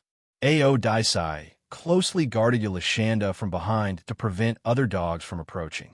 He watched his little bear run so fast that he could not see the alternating afterimages of his 4 paws. Sometimes his body was almost stretched into a straight line. In short, he was very, very fast. When people saw this bright red color rushing to the front, everyone suddenly stood up and cheered for the other dogs that were lagging behind. They did not bet on number 8. Why was number 8 running so fast? Of course, because Officer Little Bear was risking his life, he had to win first place. The author has something to say. I recommend everyone to watch the dog race video. Super hot. That kind of hot. Chapter 146. As time went by, the gap between the 2 dogs grew wider and wider, and the 6 dogs behind them could not keep up with the 2 dogs in front of them. The 2 Czech wolfhounds, who had been the least favored by the audience, were now far ahead of them. This phenomenon was no less than a black swan event in the eyes of the audience. After losing hope, they sat back in their chairs in disappointment and became expressionless. Because the gap was still widening, these 2 dogs must be different from the rest of the Czech wolfhounds. Compared with the audience who had lost their bets, the civil servants who were hiding behind a certain screen were very happy. They had expected the 2 police dogs to perform well, but they did not expect them to be so outstanding. If the police dog Dan Dan could also be so far ahead of his opponent in the most important race, then he would definitely be noticed by the target. What they did not know was that in the middle of this short race, Dan Dan was pushed to the front of the target. There were only 10 seconds left in the race. Seeing that Yolashanda was sure to win, Ao Daisai finally felt relieved and fell behind him.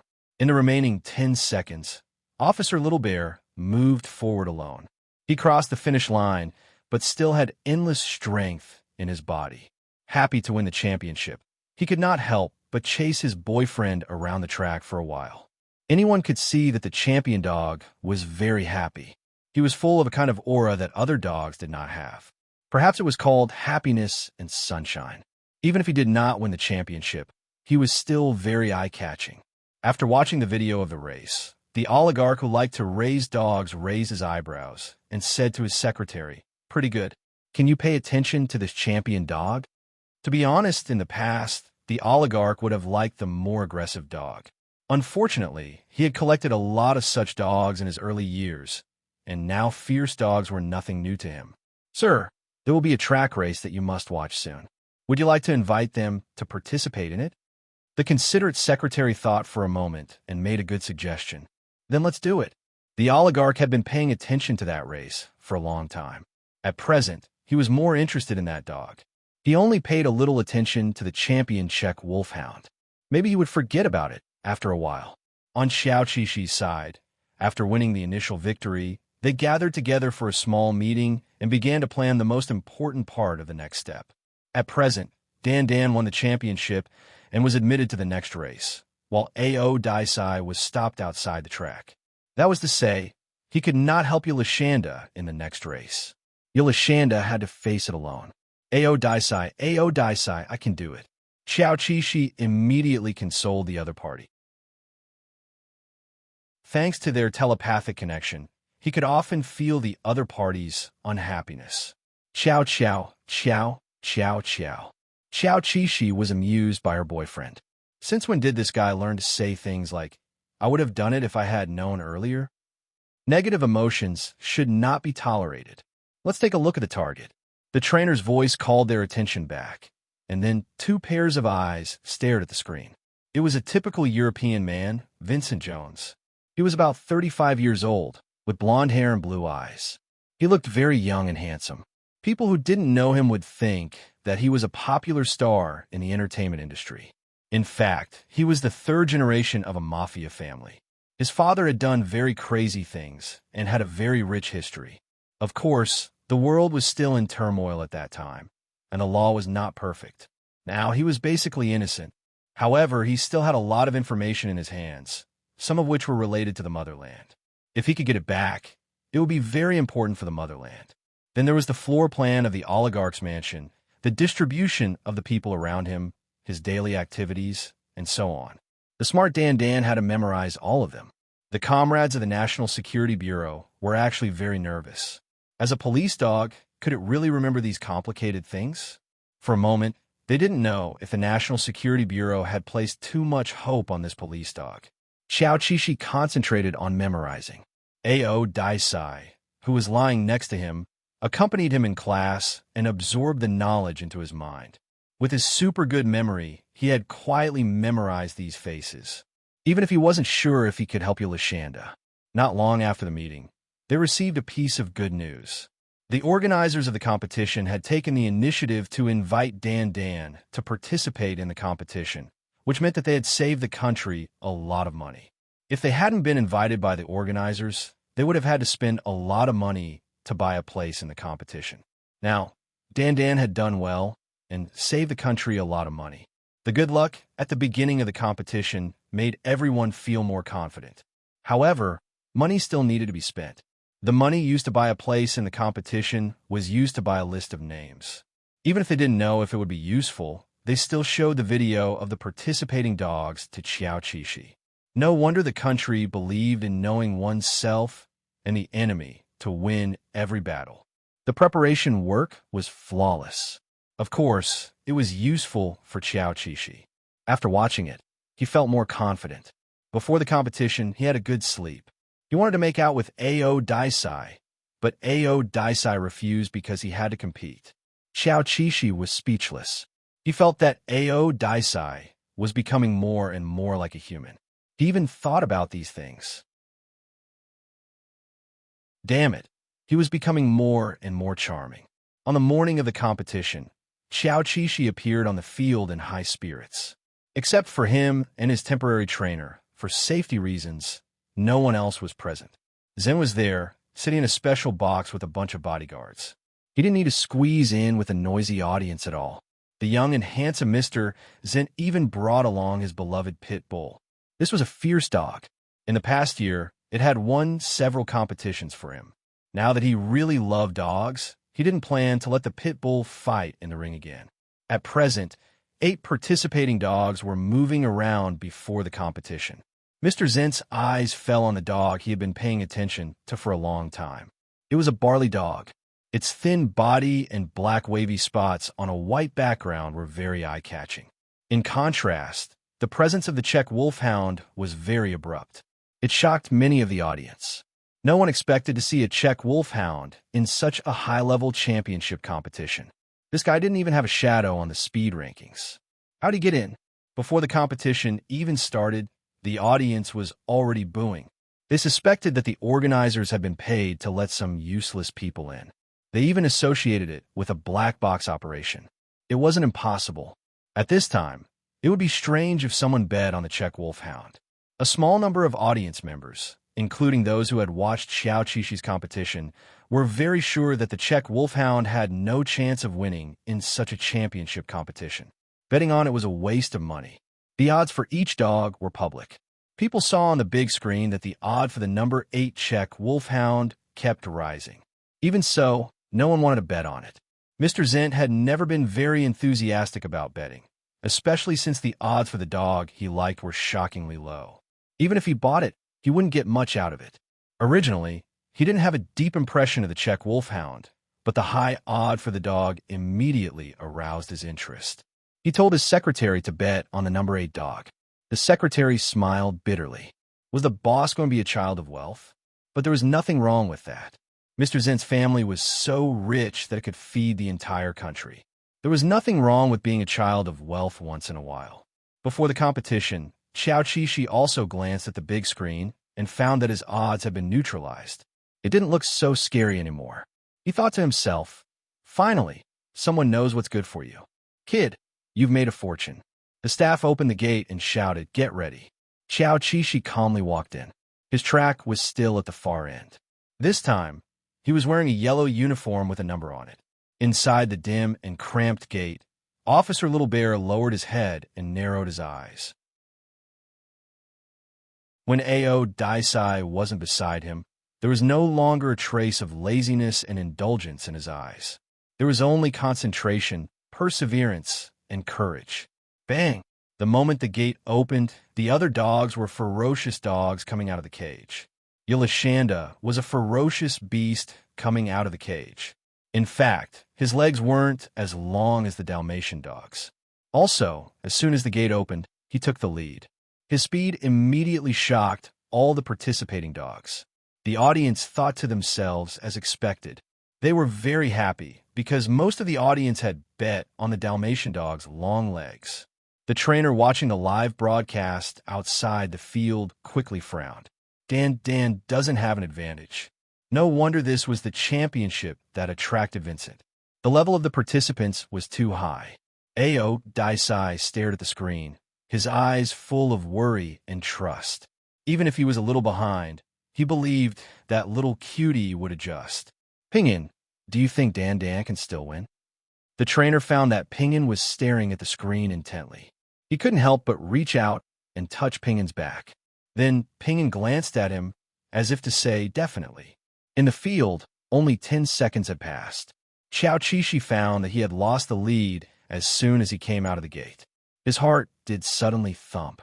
His opponent was too strong. Not only the Dalmatian dog, but the other opponents were also very strong. But it didn't matter.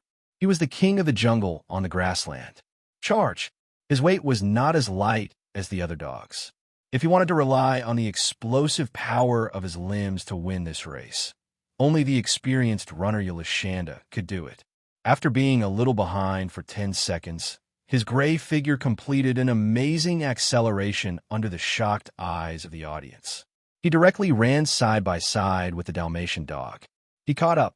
The trainer excitedly hugged Pingyan, but he didn't realize that Pingyan's eyes were bursting with pride. Yulashanda. This was his beloved Yulashanda, shining. There was a burst of cheers from the audience.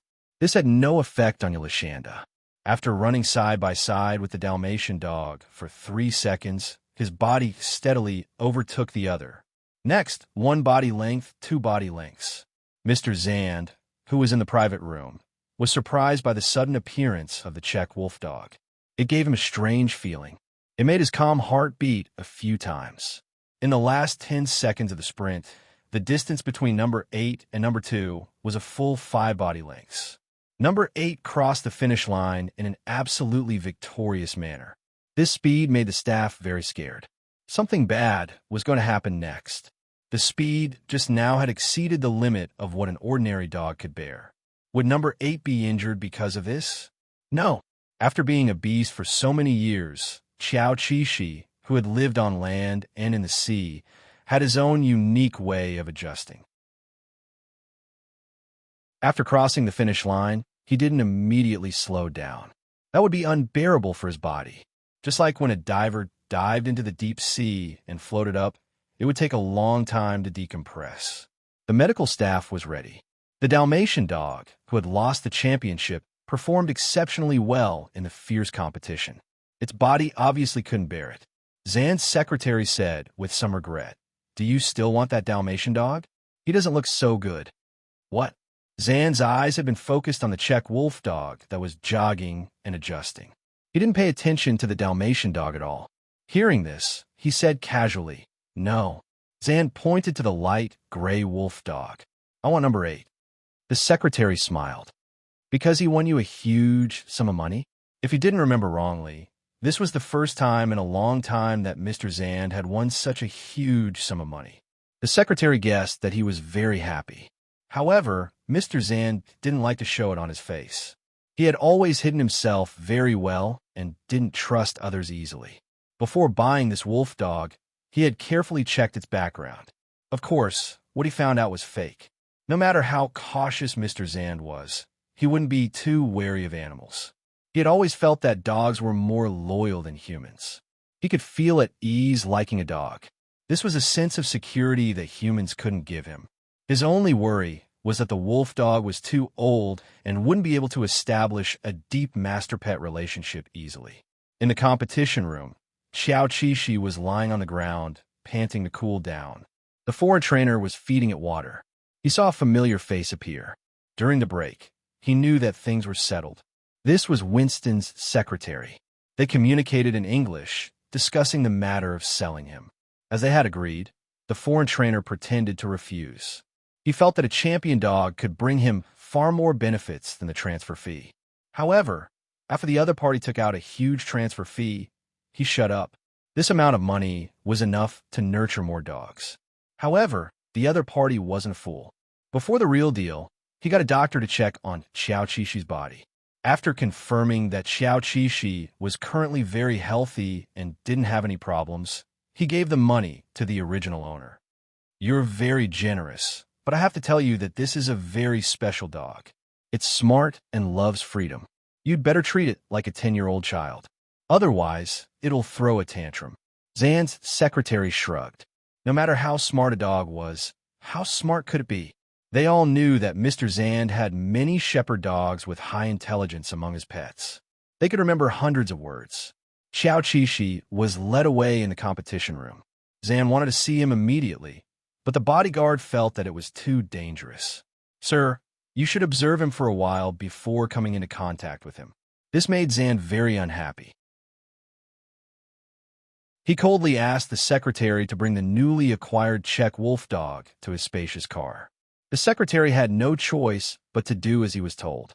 Thinking of the original owner's words, he tried to talk to the German wolf dog. "I'm taking you to see your new owner now. I hope you can be polite to him and not show your temper. Is that okay?" Hearing this, Xiao Qixi squatted down quietly. Its beautiful eyes were filled with innocence and friendliness. It was completely different from its wild nature during the race. Now, it was more like a child who didn't know anything about the world. It seems like a good-tempered little angel." The secretary was very satisfied. He was actually not interested in dogs, but for the first time, he touched the head of the German wolf dog. The feel of its fur was unexpectedly good. A few minutes later, Xiao Qixi was brought to a Lincoln limousine. At this time, the secretary remembered that there was an aggressive pit bull inside. If they met, they would definitely fight. Sitting in the car, Zen also thought of this. However, he glanced at his pit bull strangely. Usually, when an unfamiliar dog approached, the big guy would become excited. But today, the German wolf dog was outside. The pit bull seemed to be suppressing itself and didn't act rashly. Zen was very surprised and interested. He opened the car door and glanced at the beautiful German wolf dog squatting outside. When he looked closer, he realized that the dog had a very beautiful and wild face. It was as if he should live in the forest and not the city. Not bad, beautiful little guy. Zand looked at Xiao Qixi and then glanced at the somewhat nervous pit bull beside him. He suddenly asked the secretary, "What's his name?" The secretary was stunned because he forgot to ask for the dog's name. "Sorry, sir." "Forget it." Zen didn't seem to care. He moved inside and patted the seat beside him. "Come up." The secretary glanced at the pit bull that was eyeing him covetously and said worriedly, "Sir, young Master Gabriel will be jealous if you do this." Just like in the past, every dog that wanted to get close to Mr. Zand would be taught a lesson by the ferocious Gabriel. The secretary, who had just developed a good impression of the Czech wolf dog, didn't want the new little angel to be targeted. However, Officer Little Bear, who was in a hurry to complete his mission, didn't have time to listen to his nonsense. Instead, he turned his head and took his leash from the secretary's hand, then jumped into the luxury car. As for the pit bull, Xiao Qishi wasn't afraid at all. As long as he casually released a bit of his battle-hardened, murderous aura, it would be enough to make the dog behave. Zan found that his pit bull didn't dare to provoke the new little guy, which was very cool. He observed his new pet with interest and couldn't help but raise his slender fingers to stroke the dog's cheek. "Looks like you're very powerful. I think there's a name that suits you very well." Zan smiled. "Welcome to my side, Yelishanda." The author has something to say. A demon has entered Mr. Zan's harem.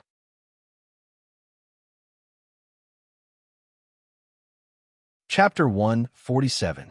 When he heard someone call him Yelishanda again, Xiao Qishi couldn't help but feel that everything was predestined. From the day he turned into a polar bear, there seemed to be a pair of invisible hands controlling everything behind his back. The optimist Yelishanda was silent for a second, then perfectly accepted his current situation. So what if he thought too much? He couldn't fight against the power that was beyond nature. What he should do now was to enjoy the happiness he had now, and not find trouble for himself or go to a dead end. So Xiao Qishi grinned, and his round eyes became brighter, like a child bathed in happiness. He seemed to like his new owner very much. This was the feeling that Zen had seen on the field, that this dog was living a happy life, came again. This was the reason why he wanted to buy him. "I'll take it that you like this name very much." Zent couldn't help but murmur.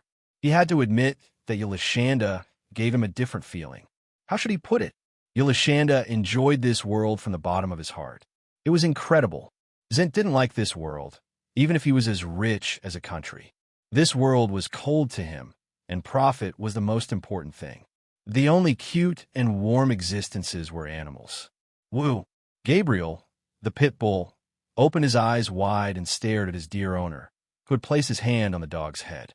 The pit bull couldn't take it anymore, and finally made a low sound from his throat in exchange for his owner's attention. He was his owner's favorite dog. His owner's hand should be on his head. "Gabriel, be quiet." Unfortunately, his owner only glanced at him and then gave him a very sad warning. "This is your new companion. Don't bully him like you bullied other dogs in the past. I won't allow it." It seemed that Mr. Zent knew very well that Gabriel was very domineering towards other dogs in the past. The car drove out smoothly and left the field. During this time, Mr. Zent's fingers kept stroking Ylishanda's body. He didn't use too much strength, and he gave off the same feeling as himself, a little unpredictable. Xiao Qishi enjoyed this touch very much. He raised his neck and narrowed his eyes, looking completely immersed in the interaction with his new owner. In fact, he kept looking out the window from the corner of his eye, silently memorizing all the information he needed to remember. Mr. Zent enjoyed the joy that his new pet brought him, and then he instructed his secretary, Dai Wei, carefully check how Czech wolfhounds are raised, what they like to eat. Mr. Zent quickly got the answer. "Sir, it said that they like raw meat." "Woof. Yes, yogurt and fruit. Anyway, as long as it was delicious snacks, the more the better." "Huh." Mr. Zan glanced at the dog, who couldn't remain calm when it came to food. His eyes were filled with interest. It turned out that the dog was a glutton. No matter what, prepare more for him. "Certainly, sir," said David heartily. Under the observation of the binoculars, the target's luxury car slowly left. It was estimated that they would return to the target's manor in an hour. The manor was heavily guarded, and there was no place to set up an ambush. Everyone who was worried about Dan Dan could only wait calmly and hope that the clever Dan Dan could successfully complete the mission. Yu Xiao thought that Ping An would be restless after Dan Dan left with the target, but now it seemed that he had worried too much. Ping An looked very calm on the surface and didn't do anything out of the ordinary because of Dan Dan's departure. Indeed, he didn't. That was something that only an unintelligent beast would do. Ao Daisai wasn't an unintelligent beast. Even if he missed Yulashanda, he only thought about it in his heart. If the little cutie felt that doing this was meaningful, Ao Daisai would support her unconditionally. If an accident happened, he, who didn't have many fetters in this life, would be willing to die for her at any time. Death wasn't something to be afraid of. The most terrifying thing was to live and accept the departure of one's partner. They retreated and left to plan their next course of action. They couldn't count on Yulashanda to steal the data alone. If there was no movement after a few days, they would start the second plan. An hour later, the luxury car returned to Mr. Zan's manor. It was as gorgeous as a king's palace, and every inch of the details showed wealth and status. Mr. Zan had more than 20 dogs in the manor, and each dog had a corresponding life assistant to take care of their daily lives. Every time Mr. Zan brought back a new dog, his secretary, Dai Wei, would consciously hire a life assistant for the new pet. Sometimes it was a male, sometimes it was a female. It all depended on Mr. Zan's mood. This time, as soon as Dai Wei posted the recruitment notice, countless people sent in their resumes. Dai Wei's work efficiency was very high. He quickly selected the best 3 and sent them to his boss for decision. Not at the moment. Zan only took one look and rejected all the candidates. After the car door opened, Qiao Qishi jumped out first. Stepping on the clean ground, he looked at the green grass and the blue sky. There was also a swimming pool next to it. Was this where he would live in the future? Officer Little Bear liked the new place at first sight. Behind him, Mr. Zan walked down with his long legs and followed his line of sight to the blue swimming pool. Zan smiled. You like swimming? Do you want to go? Qiao Qishi then noticed that the target was standing behind him. He looked back and saw a tall figure. He was sure that the target was someone who paid a lot of attention to fitness. Woof. Qiao Qishi didn't want to go swimming, but work was more important. He wasn't sure what type of dog the target liked, but it definitely wasn't the type that would leave its owner to play as soon as it got home. So even though he wanted to go, he still obediently squatted beside the target, showing an obedient look. Don't be like this. Your eyes betrayed you. Mr. Zan smiled happily. He bent down and patted Yulashanda's head. His tone was gentle. Go, you can go swimming. Qiao Qishi was stunned. The target was too nice to dogs. He was so gentle. As the dog involved, he could feel the target's sincerity. While he was in a daze, the pit bull that rushed over from the car interrupted their interaction. Woof, woof. This overbearing pit bull finally couldn't take it anymore. Even though he didn't dare to attack Qiao Qishi, he could steal Zan's attention. Gabriel used his head to push against Zan's hand. Even worse, he used his huge body to push the newcomer Yulashanda away. Yulashanda was also a large dog, but he didn't look particularly burly. When he stood quietly to the side, he looked pitiful. Hey, that's enough, Gabriel. When Zan was young, he admired aggressive dogs, but the older he got, the more he disliked the aggressive dogs. However, he still doted on Gabriel and even understood his jealousy. He comforted him a few times. Dai Wei, come and take him away. Yes, sir. Dai Wei didn't like dogs, especially Gabriel. He was more than happy to take this vicious dog away from Mr. Zan.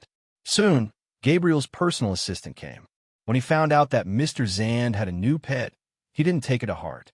He felt that no one could take away Mr. Zan's love for Gabriel.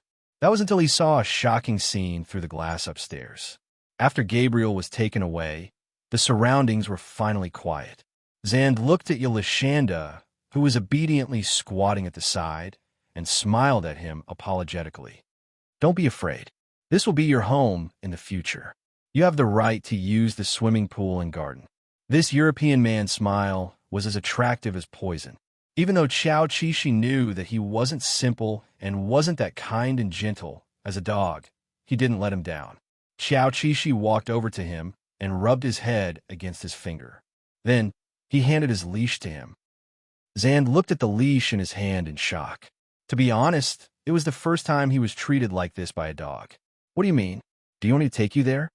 Woof. Xiao Qishi wagged its tail happily. It didn't seem to be affected by the little episode just now. He was still so happy. Okay. Zand liked this dog's starry eyes. He couldn't bear to reject such a cute little request. Since you're not familiar with this house, Mr. Zand, who always left trivial matters to his personal assistant, personally led Yolashanda to the swimming pool and told his secretary, "I want to swim. Hurry up and prepare." Gabriel's personal assistant stood upstairs. Through the floor-to-ceiling windows in the corridor, he saw Mr. Zand swimming with a dog. The assistant started to feel a sense of crisis. After asking around, he finally found out that Mr. Zand had taken a fancy to this dog during the competition. It had just won the track championship and earned Mr. Zand a large sum of money. Money wasn't the main point. The main point was that Mr. Zand seemed to like him a lot. He even gave him a name like Yolashanda. But how could Yolashanda compare to Gabriel? Most of the people living in this manor felt that Yolashanda had only bewitched Mr. Zand's heart temporarily. At most, in a week or half a month, Mr. Zand's passion would fade. Before that happened, no matter how much he doted on her, they just had to wait. Before coming here, Xiao Qishi hadn't enjoyed the pleasure of swimming in a swimming pool for a long time. She usually trained in the river in the wilderness. Besides, training was hard. Playing in the water was the most enjoyable. Quack, quack, quack. It would be even better if she sprinkled a bunch of little yellow ducks in the water. Officer Little Bear was good at using the convenience of carrying out official duties to fight for opportunities to enjoy himself. However, he didn't expect his target to also go into the water. It seemed like he really liked dogs and didn't mind sharing a swimming pool with pets at all. Zand changed into his swimming trunks and slowly walked out. He sat on a chair, picked up a glass of iced whiskey that his secretary had prepared, and took a sip. Xiao Qishi was dumbfounded. So this was what a rich man looked like. His aura was indeed indescribable. After adjusting to the outdoor temperature, Zand went into the water. It seemed like he really wanted to swim. He didn't care about the dog playing in the pool. But how could Officer Little Bear let go of such a good opportunity to get close to him? He had to get to work. Come on, show me. Zand's swimming skills were not bad. He quickly swam around the spacious pool. Suddenly, he realized that there was a little cutie beside him. It was Yolashanda. Her speed wasn't slower than his. Zand blinked. He was extremely shocked. He was a good swimmer and thought that his speed wasn't any worse than a professional swimmer. However, this dog seemed to be on par with him. God, your owner should let you participate in a swimming competition, not a track race. Yolashanda's speed ignited Zand's competitive spirit. He announced enthusiastically, "Okay, then let's compete seriously." After saying that, he immediately dived into the water. This threw the problem to Little Bear. He was confused. Should he win or lose this competition? How should he choose to capture his target's heart? It was as troublesome as falling in love. Oh no, it wasn't troublesome for him to fall in love. After thinking about it, Xiao Qishi decided to maintain the same speed as Zand or fall behind slightly. His choice made Zand happy. After all, no one would be happy that they couldn't even compare to a dog. You are very good. Mr. Zand used all his strength to compete with the dog. After the competition, he patted Yolashanda, who was slightly inferior to him. On the first day of becoming the main pet, they played in the pool for a long time until hunger reminded Zand that Yolashanda should be hungry too. They came out of the water together. Mr. Zand took the towel from his assistant. The moment he wiped his hair, he suddenly thought of something and subconsciously dodged to the side. However, the disaster he imagined didn't happen. Yolashanda didn't plan to shake off the water at his feet. She walked far enough away from him to shake off the water on her body. Then she returned to his side with a happy face and looked up at him. Zand was silent for a few seconds. He said in disbelief, "I feel your gentlemanly side." "Thank you, Yolashanda." This was such an incredible thing. After raising dog for more than 20 years, this was the first time Zand saw a gentlemanly side of a dog, and it was directed at him. Because of this small detail, Zand made a decision. He immediately ordered the person beside him, "Put Yolashanda's dinner next to me." Although he liked dogs, there were many occasions when he wouldn't be with them, such as eating. Most of the time, dogs would stay outside where they could behave wildly. They had their own private resting area. Only when Zand needed them would he bring them with him. This was a habit he had maintained for many years. As for why he treated Yolashanda so differently, Zand felt that it should be because he couldn't bear to let a little cutie eat alone in a new environment. That would be a very cruel thing to do. When Zand went to change his clothes, Xiao Qixi was also brought to a private room to take a shower and blow-dry her fur. The assistant who served him found that he was very cooperative. Thus, the atmosphere was very good. The assistant would talk to him and even talk about Zand's habits and preferences. For example, Mr. Zand didn't like dogs licking him or sticking to him. In short, Mr. Zand was an aggressive person. He liked to take the initiative and didn't like to be passive. If he wasn't prepared, even if his favorite dog, Gabriel, suddenly appeared in front of him, he would be unhappy. Xiao Qixi listened very carefully. Although he usually looked very unreliable and was either playful or gluttonous, in fact, he had rich experience and was very attentive.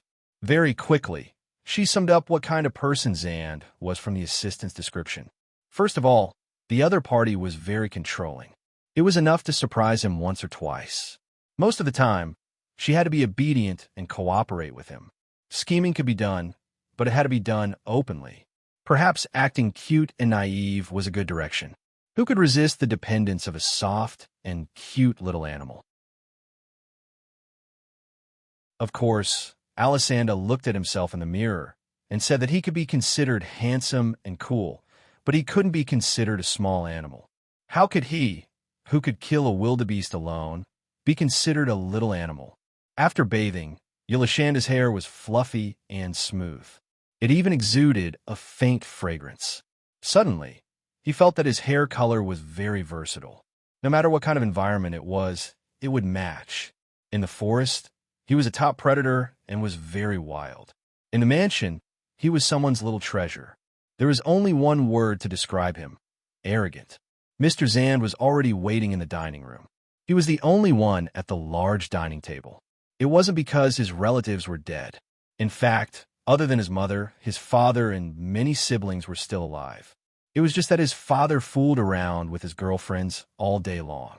He didn't have a deep relationship with his siblings, and they didn't have much interaction.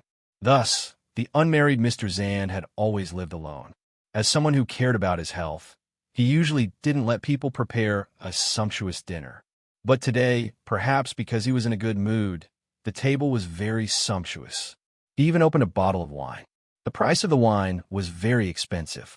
It was enough to make many wine lovers go crazy. At the moment, he was swirling the wine glass as if he was waiting for his lover. His eyes were full of expectation as he looked at the entrance of the dining room. A beautiful, outstanding, and very cute dog walked over. The other party's cheerful footsteps seemed to be saying, "I'm going to eat, I'm going to eat." His sumptuous dinner was placed next to Mr. Zand. It was set up on a small table of suitable height to protect the dog's neck. When Mr. Zand saw Yolashanda come out, his lips were still sipping the wine, but there was more anticipation in his heart. Of course, he felt that no matter what Yolashanda chose, it was reasonable. Come to his side first, or choose the food. Yolashanda naturally chose Mr. Zand. After greeting him, he heard a gentle voice say, "Go and enjoy your dinner, Yolashanda." Only then did he eat. "Joe, little bear, I have a family. I can only spoil you for a while."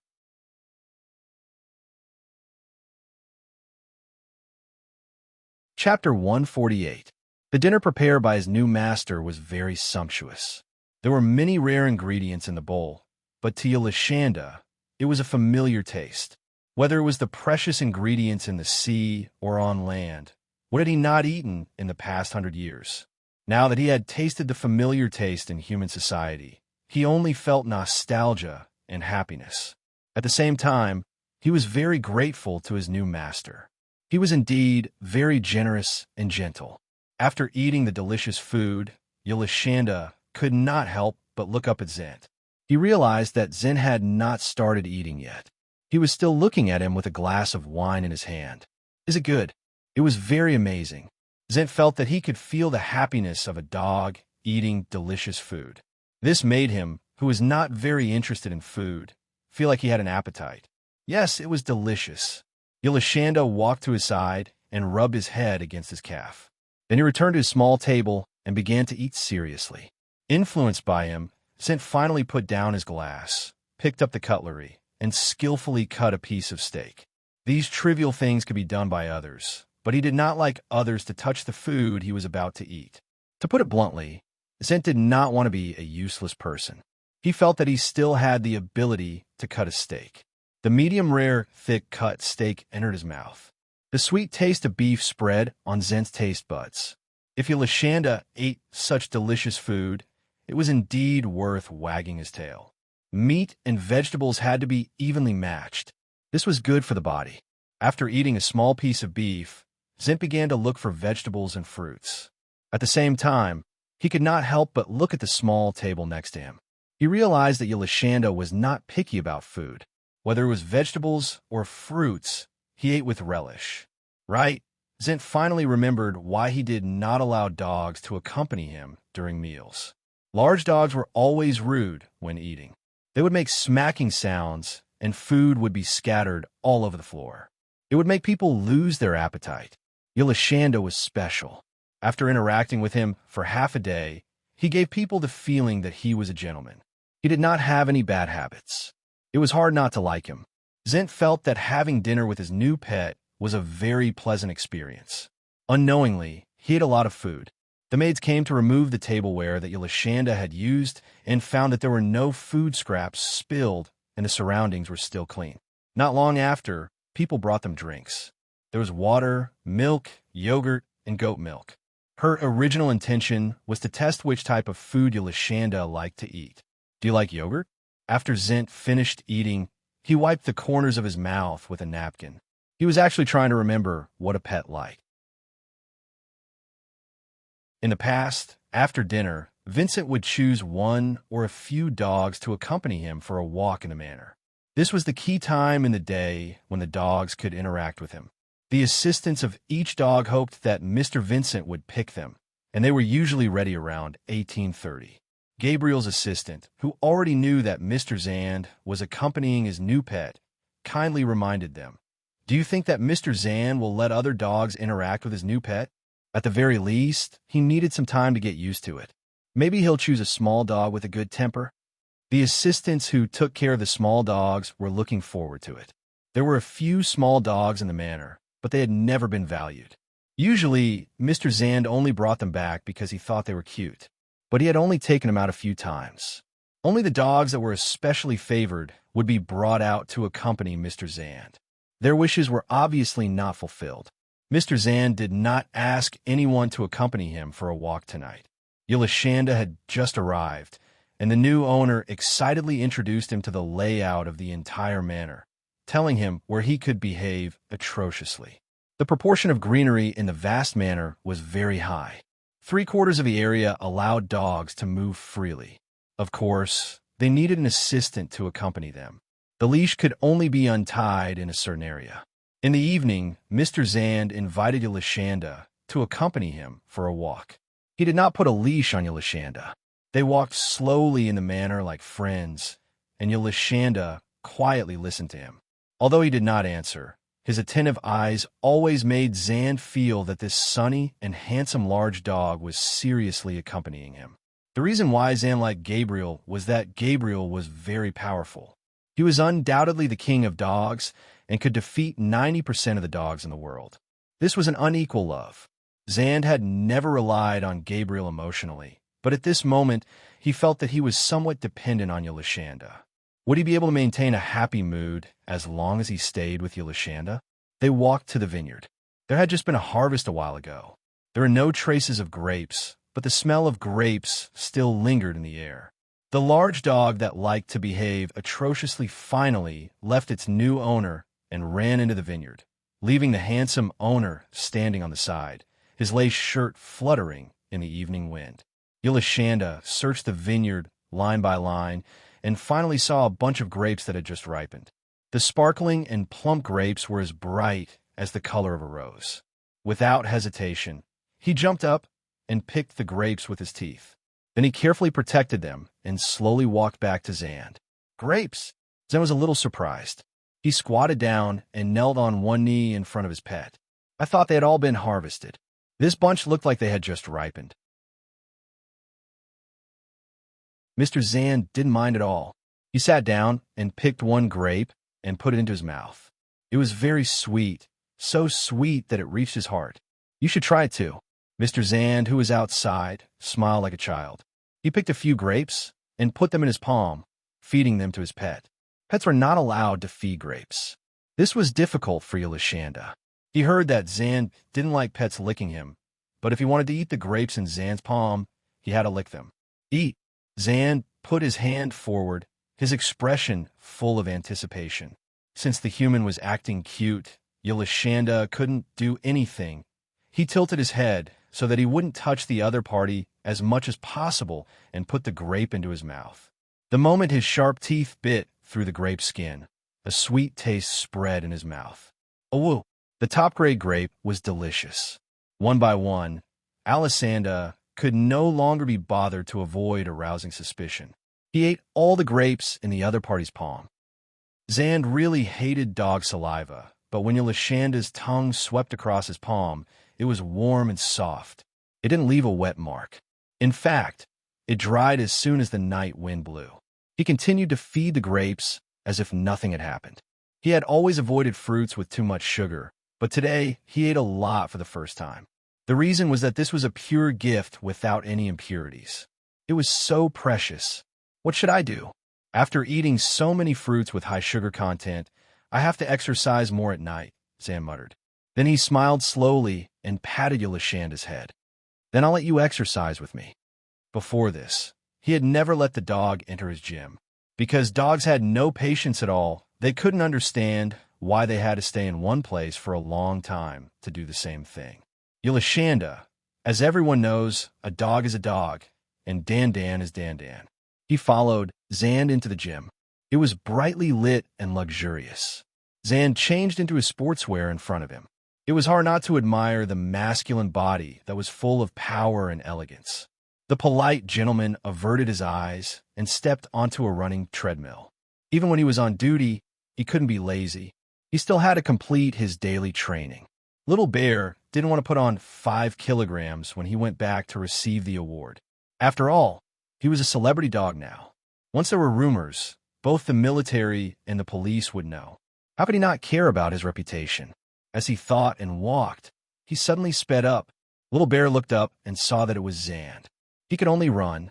Mr. Zand's competitive spirit was everywhere. He jumped on a treadmill and started to wrestle with Officer Xiao Xiong on both sides. Little Bear spoiled him, but after thinking about it, he lost to him. Zand, sweating on the treadmill, started to do strength training. When he realized that he couldn't participate, Yolashanda just stood aside. Later, Vincent finished his training and started doing push-ups on the ground. Alexander seemed to have found an opportunity and happily jumped onto his back. Oh, faced with this unexpected surprise, Zent immediately fell to the ground. He wasn't angry. He just turned his head to look at the happy dog on his back. The dog's eyes were filled with innocence, vaguely showing a hint of anticipation. Zan was speechless. For a moment, he was a little annoyed. He felt that Yolashanda was really a daring dog. Who taught him this? But he couldn't get angry. He was just curious. Did you and your previous owner do this often? Oh, whoa. No. The poop picker and trainer had people accompanying them. They didn't need a dog to exercise with them. Although there were many people around Zand, Xiaoqi always felt that this person was a little lonely. He patted Zand's shoulder with his paw, urging him to hurry up. His proficiency must have been taught by the previous master. Zand was more or less unhappy. He had to let Alexander know that the new master was everything in the present and the future. The past could not be recalled. Zand did push-ups expressionlessly. Sweat dripped from his chin and collarbone to the ground. Indeed, he was a very competitive person. Today, there was an extra dog on his back, but the number of push-ups didn't change. After the exercise, Little Bear and the target stopped talking because the target was going to do something that didn't need his company. The door of the study isolated everything. Even the secretary couldn't set foot in there. Of course, no dog had ever gone in there before. The secretary, Dai Wei, arranged a place for Xiao Qixi to live. In order to ensure that Mr. Zand could sleep well, all the dogs in the manor lived far away from Mr. Zand's bedroom. Xiao Qixi felt a little uneasy about having to live so far away. Dai Wei touched his head. Don't be afraid. You have a separate living environment. Gabriel won't do anything to you. Because Xiao Qixi didn't have a personal assistant, Dai Wei sent a servant to take care of him temporarily. Of course, it didn't mean that the servant would be with him 24 hours a day. He just wanted to keep an eye on his surveillance. Xiao Qixi new place was very spacious and full of toys. This was his exclusive area. He could enter the public area through a passageway. It was currently closed and would only be open the next morning. The dogs that did not fight could be put together, while the more ferocious dogs could be alone. For example, the assistants of the other dogs did not like Gabriel, not only because of jealousy, but also because Gabriel was very aggressive. Because people didn't know Yolashanda's temper for the time being, he was temporarily arranged to be in the area of several large dogs with gentle personalities. Around 6 or 7 o'clock, the dogs were active. Their assistants were chatting and waiting for the new German Shepherd to show up. It was only 6 or 7 o'clock in the morning. How could Yolashanda show up? It wasn't easy to get a chance to sleep in. Of course, he would sleep until 3 o'clock in the morning. At 8 o'clock sharp, Mr. Zand sat at the table. He didn't have much of an appetite, even though he had slept well last night. What is Yolashanda doing? Suddenly, he remembered the new pet he had brought back yesterday.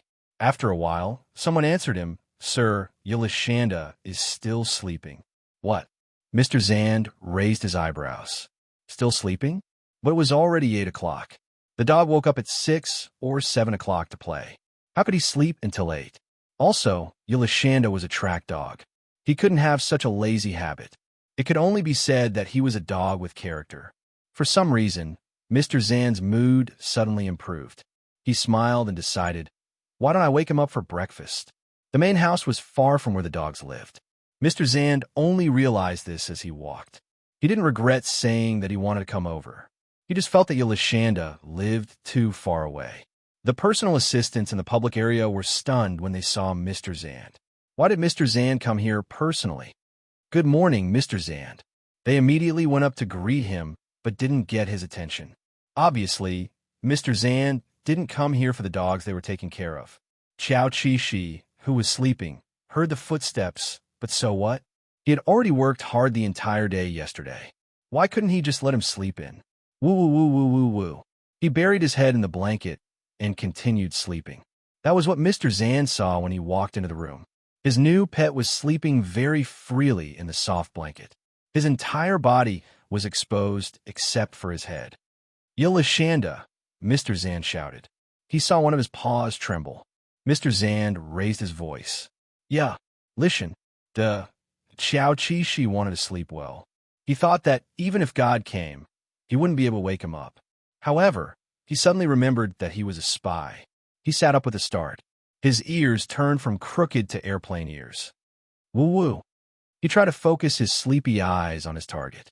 No matter how he looked at it, he felt wronged that he had been forcefully woken up. Mr. Zand laughed. He felt that he was a pervert. But so what? As long as he was happy. Don't sleep in.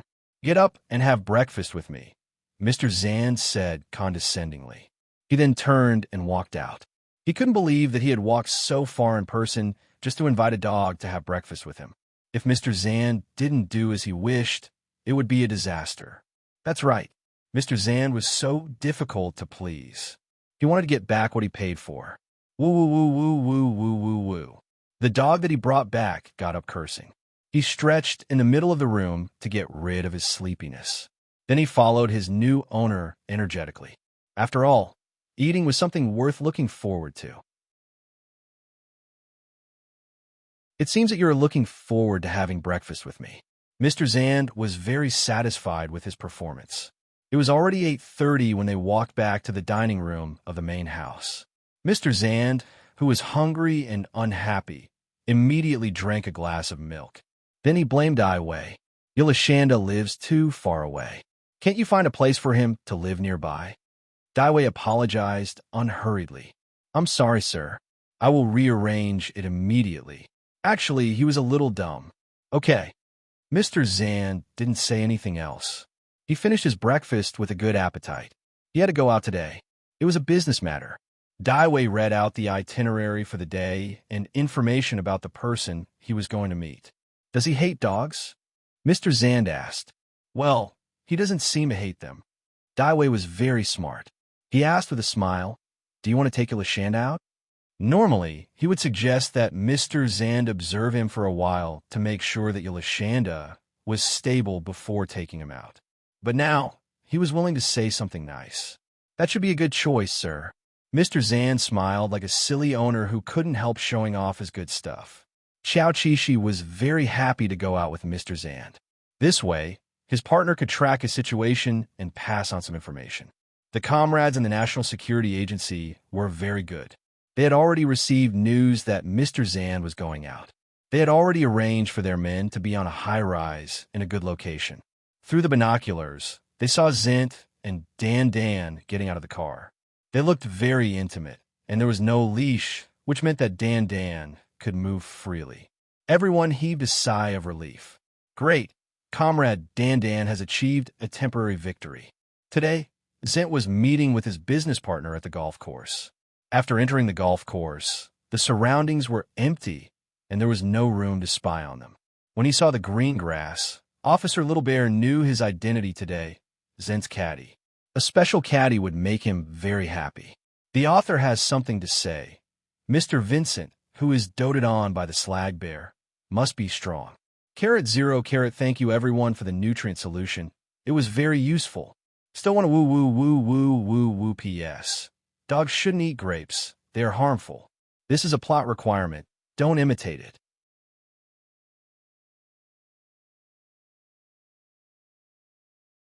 Chapter 149. There was a reason why Zint was in charge of the family business at such a young age. His father was an out-and-out rich man's son who only cared about eating, drinking, and playing. Fortunately, he was very self-aware. When he found out that his eldest son was going to take over the family business, he didn't do anything extreme. On the contrary, he happily accepted all of this. Apart from knowing that he wasn't capable enough, he also hated the part of the family that was involved in the underworld. But what Zint's father didn't know was that when his father passed on the family business to his eldest son, he had already taken care of everything related to the underworld. However, those who were determined to distance themselves from him would still come to Zint occasionally to ask for help or resources.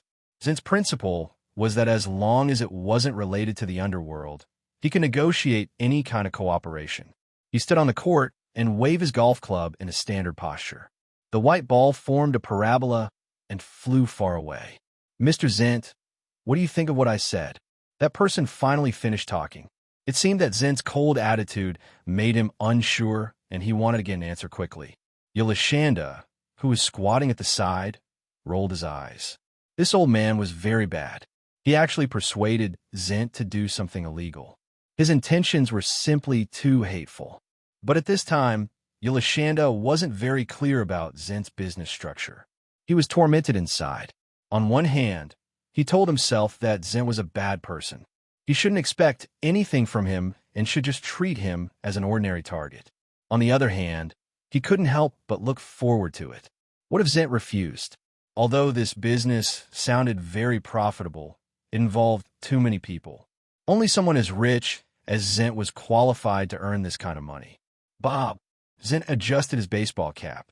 His long and narrow eyes swept past Bob's obviously overindulged old face. He said coldly, "You're just joking with me, right?" Bob was speechless. Zint still refused to do this kind of thing. This was simply a waste. If his grandfather was still around, he would definitely be able to earn this money. It was a pity that both Vincent and his father were useless. "Of course I'm joking. I know you're not willing," Bob said. "I have no choice. You know the current situation. It's too hard to make money. Sigh, I'm not like you. I don't have a monopoly on the industry. He was jealous of Vincent, who had everything at such a young age. You've earned enough money to last you a lifetime, if you weren't so greedy, Vincent said bluntly, then picked up the cue stick and went to find the white ball. Yolashanda immediately stood up and followed Zent. If he wasn't a dog, he would have laughed out loud. Zent's retort was too beautiful. That's right, they should firmly reject this kind of old man who instigated people to commit crimes. Vincent, who wasn't in a bad mood, came to the white ball and looked up at the white shaft. It was still very far away. How many strokes will it take? He muttered to himself. Woof woof. Go for it, Vincent. Yolashanda lowered her shoulders and jumped around. Her entire body was brimming with encouragement. All right, don't disturb me, Sun said solemnly. Hence, Yolashanda lay quietly on the grass, staring at the little white ball. Go for it. Officer Little Bear will give you a lucky buff. The next second, Zent took another stroke. It was quite a good stroke. He smiled with satisfaction, took the towel from the caddy, and personally wiped the cue stick. It seemed that he was completely immersed in the joy of playing and had forgotten about Bob's existence. Yolashanda turned around and saw that Bob was on the phone. This was normal. After being rejected, he was probably looking for someone to complain. I lost a chance to earn money. Damn it. Next, Zent took a few more strokes. On the last stroke, he predicted that the white ball would be within 3 meters of the white shaft, but he made a mistake. He actually hit the ball out of the shaft. At that moment, Zent felt that there shouldn't be caddies, assistants, or bodyguards on the golf course. He was very embarrassed. Perhaps because Mr. Zent's expression was too ugly, even the caddy didn't dare to move. He wasn't sure if putting a new ball in the same spot would anger Mr. Zent. At that moment, Yolashanda suddenly ran towards the white ball that had been hit and quickly picked it up. Woof, woof, woof. Let's do it again. It's okay. He comforted the competitive Zent, hoping that he would be happy. How should he put it? He could even play the bad guy. His temper was too bad. Zent's expression turned from gloomy to sunny. He didn't look so scary anymore. The caddy immediately bent down and prepared him. The white ball was wiped and placed back on the tee. This time, Mr. Zent hit the ball close to the white shaft. It was very close to the hole. It was a very beautiful stroke. Zent put away his cue stick. You created an opportunity for me, so I'll give you one too. Push the ball into the hole, Yolashanda. As he spoke, he took the iced drink from his assistant and took a sip. Of course, Zent wasn't sure if the other party could understand his instructions. He used his cue stick to point at the white ball and tried to use his body language to express it. Push it into the hole, understand? Yolashanda looked at him. I said push the ball into the hole, stupid dog. Zent wanted to show off his new pet, but Yolashanda didn't move at all. His face was a little hot. All right, all right. In order to not embarrass Zent in front of his assistant and bodyguard, a police officer who was fed by the state listened to his owner's orders like a pet dog. He walked in front of the ball and nudged it with his nose. He used just the right amount of strength, and the white ball rolled into the hole smoothly. There was a round of applause. A dog that knew how to play golf was too interesting, and he listened to Mr. Zent so well. The applause and whispers entered Zent's ears. He felt happier than if he had scored the goal. If Yolashanda pushed the ball into the hole happily next time, he would be even happier. Yolashanda felt wronged. He even got glared at after he scored the ball. Wasn't he happy that he had spoiled him so much? After a while, Bob came over and said that he had something to do and couldn't play with Zent anymore. Of course, Zent didn't care. He wanted Bob to leave as soon as possible. Then I'll leave first. Oh, I forgot to tell you that your dog is very cute. Before he left, he wanted to touch Yolashanda, but he didn't succeed. He could only leave embarrassedly.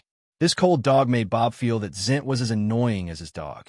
Without any disturbances, Mr. Zent and the dog had a lot of fun on the golf course. At around 11:30 in the afternoon, he decided to take Yolashanda to a famous restaurant for lunch. Dai Wei was a little embarrassed. Sir, that restaurant doesn't allow pets. Why did Mr. Zent have such a weird idea in the past? Taking a dog to a famous restaurant. Mr. Zent didn't eat with dogs in the past. Can't we just let him eat? Zent frowned.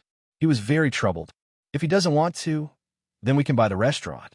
Yolashanda, little Zent, You don't have to buy the restaurant. Of course, the restaurant wasn't bought. When the other party heard that Zint wanted to eat there, he didn't dare to stop him. Even if he hadn't heard of Zint, he had heard of his grandfather. What a scary gang. A car from the park drove over and prepared to take them to the entrance. As usual, the bodyguard went forward to check the car and chase the driver out. He drove the car himself. Yolashanda had an occupational habit and couldn't help but sniff the car. He didn't smell anything dangerous, but his ears twitched. He felt that there was something wrong with the sound of the car. Woof woof. To be safe, he suggested that Zint change the car. What's wrong? Zint was a little confused. However, as someone who had lived in danger since he was young, he was sensitive enough. He immediately frowned. Change the car. After changing the car, Yolashanda finally agreed to get in. However, Zint's expression didn't improve.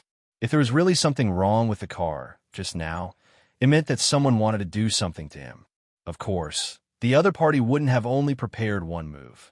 Actually, he should go home now and not go out to show off. That was what his secretary thought too. Sir, are you sure you still want to eat at the restaurant? Dai Wei's tone was a little worried. It's okay. Zint touched Yolashanda's head. Since he had promised, he had to do it. Besides, if there was any danger, Yolashanda would remind him, just like just now. Remember to check the car, Zint ordered. Of course. Dai Wei nodded. There were no problems with the day's itinerary. However, Zint received news in the manor that night that there was indeed something wrong with the car.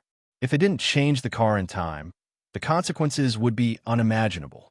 Zint was very angry. He had a feeling that it was Bob's doing. The other party was too bold. He had asked Dai Wei to collect all the evidence of his crimes. He decided not to tolerate this unsettling cancer anymore, even if the other party used to be his grandfather's proud subordinate. Sir, are you sure you want to do this? Dai Wei was very worried. Zint's sudden action would make others disappointed. Actually, it wasn't that there were no other ways to punish Bob, right? Sending him to prison was a taboo. It would anger the old man's connections, which was very disadvantageous for Zint. Then what should I do? Do I have to send someone to assassinate him like he did? Zint didn't like to do this. He hated having blood on his hands. How is that different from the underworld? Yes, as long as Zint stuck to this bottom line, he wouldn't be able to take revenge on those who wanted to assassinate him. Yolashanda curled up on the sofa and rubbed his head against the unhappy man. The other party's palm, which was wearing a silver ring, stroked his body in annoyance. The other hand was holding a glass of hard liquor with ice. His hair, which was usually neatly combed, was messy. He was really a person with a lot of mood swings. Dai Wei didn't dare to say anything more. He didn't even dare to advise Zint to rest early and take care of his body. Okay, you can go out. Zint didn't want to see anyone at the moment. The weather was getting colder. There was a fire burning in the fireplace, but the windows weren't closed. Yolashanda looked around and finally found a blanket. He covered the unconscious Zint with the blanket. However, he still felt that Zint's bare ankles were very cold. Thus, he curled up beside Zint's feet, hoping that this would warm Zint up a little. When Zint woke up the next morning, he didn't catch a cold. He only had a splitting headache and the discomfort of a hangover. Thank God, he had a warm blanket on him and a warm living creature beside his feet. Oh, you're a dog that takes advantage of others. Zint moved his feet, and his toes immediately touched the wolfhound's abdomen. He didn't dare to imagine that his feet had been bullied the entire night. At least, that was what he thought. He wanted to kick the other party down, but when he looked up and saw Yolashanda's sleeping face, he recalled how the other party had protected him. So this furry creature had saved his life? Just thinking about it gave him a headache. Zint fell back onto the sofa and rubbed his throbbing forehead. Yolashanda woke up immediately when he heard the noise. He noticed that Zint wasn't feeling well, so he jumped off the sofa and opened the door to call for help. Soon, the doctor arrived. The moment he saw the doctor, Zint was so angry that he smashed things. Who called the doctor? He didn't need a doctor. The wine bottles shattered all over the floor. The doctor didn't dare to come in. Only Yolashanda avoided all the obstacles and looked at the angry Zint with teary eyes. You'll feel worse like this, idiot. Are you concerned about me? Zent was annoyed when he saw human eyes. They were the most evil and deceiving eyes in the world. However, he liked Yulashanda's eyes. They were pure and beautiful. They only had eyes for him. Yulashanda gathered his courage and licked Zent's cheek. After yesterday's encounter, he seemed to understand why Zent was so lonely. He didn't dare to trust anyone in his shoes, but it wasn't his fault. Zent hugged this warm, furry creature. His irritable mood had mostly disappeared because of Yulashanda's concern. The helpers cleaned up the mess on the floor. The doctor finally dared to come in and check on him. 20 minutes later, Zent was moved to the bed to recuperate. However, he didn't have much of an appetite and didn't want to eat the food that the helpers brought over. Since he said he didn't want to eat, no one dared to force him to eat. Little Bear sighed in his heart. A sick person is just like a child. He needs to be cared for. Woof woof. Yulashanda patted the table with his paw. Don't be dispirited. Let me eat. Didn't you just get tricked by someone? Take care of your body and get back to work. Ah, that's not right. What nonsense am I talking about? Fighting and killing is wrong. Cough, cough, cough. Everyone has to be a good citizen who abides by the law. I don't want to eat. Yulashanda, Zent emphasized. Woof, woof. You want to eat. You'll feel worse if you're hungry, and your body will recover slower. What do you know? You're so annoying. Zent hated noise, but he didn't have any intention of chasing Yulashanda out. In the end, he just pulled the blanket over his head. Woof, woof, woof, woof. Just one bite? What about my mission if you starve to death? If the hard method doesn't work, then I'll use the soft method. It seemed like he couldn't stand having a dog whining beside his bed. After 10 minutes, Zent finally sat up from the bed. He prepared to eat. In the past, Mr. Zent would be dispirited for a few days after getting drunk and throwing tantrums. This time, he only took half a day to return to normal. He could start work in the afternoon. Secretary Dai Wei cast a grateful look at Yulashanda. He thought that he would have to do the work for him again in the next few days. Zent didn't even notice that he had brought Yulashanda into the study to work with him. Maybe it was because he really needed company now. A person who treated him sincerely and was loyal to him. This choice was none other than Yulashanda, who had saved his life. Yulashanda thought that he still needed a few days before he could invade the study. This was a place where many secrets were hidden. He didn't expect the other party to bring him in so easily. That was great. This meant that this was a place where he could enter and leave freely in the future. Yulashanda dragged in a little bear plushie. He played with it on the ground while observing the surroundings. This was Zent's personal space. There shouldn't be any surveillance cameras installed. Even if there were, only Zent could check it himself. Under normal circumstances, Zent wouldn't look at it. Yulashanda, can you lower the sound of you chewing on the toy? Zent's dissatisfied voice sounded. *T, Little Bear Police Officer froze. He was so pleased with himself that he had bitten off the plushie's head. While he froze, a pair of long legs walked over slowly. Zent squatted down in front of him and frowned. Bad dog, do you not need money to buy toys? He lifted the plushie's head with his fingers and waved it in front of Yulashanda. Then, he was satisfied to see Yulashanda bury his face in guilt. He seemed to be worried that he had broken the toy. Zent's prank was a success. He felt better than ever because he had bullied an honest dog.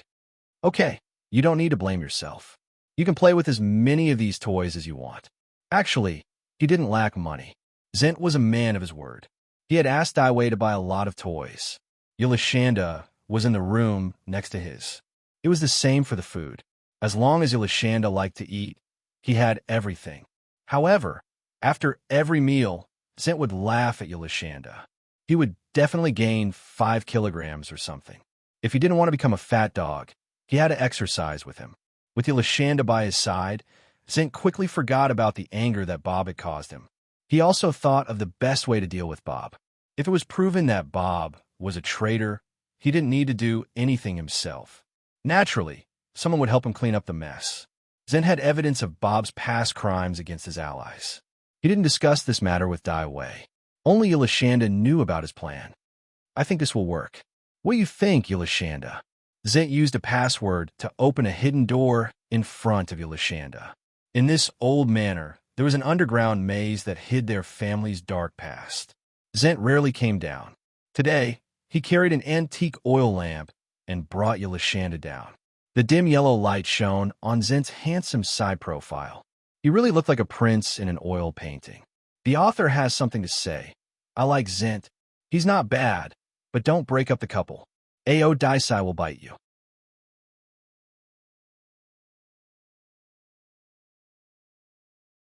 Chapter 150. The moment he saw the underground passage, Little Bear couldn't help but break out in a cold sweat. According to the information from the National Security Bureau, it wasn't a basement. They only knew that there was a password-protected door in Zent's study. They guessed that everything was inside, but they didn't know what it was like inside. After following Zent down, they realized that it was very spacious. It wasn't easy to find a document. In fact, even Zent took a long time to find it. He even remembered the wrong room. Standing in front of the room, full of boxes, he said with dissatisfaction, "There are too many rooms here." He didn't come down often, and he couldn't let Dai Wei manage this place. That was impossible. His grandfather had told him not to let anyone in. Zent glanced at Yelishanda, who was following beside his feet. Yelishanda wasn't a human, and he was just a dog. So what? The master and pet walked through the many rooms patiently. This experience blinded Yelishanda.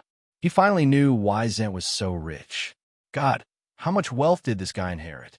These treasures that had yet to be sold were all things that could not be exposed to the public. Any one of them could be sold for a good price. Zent finally found a room he was looking for.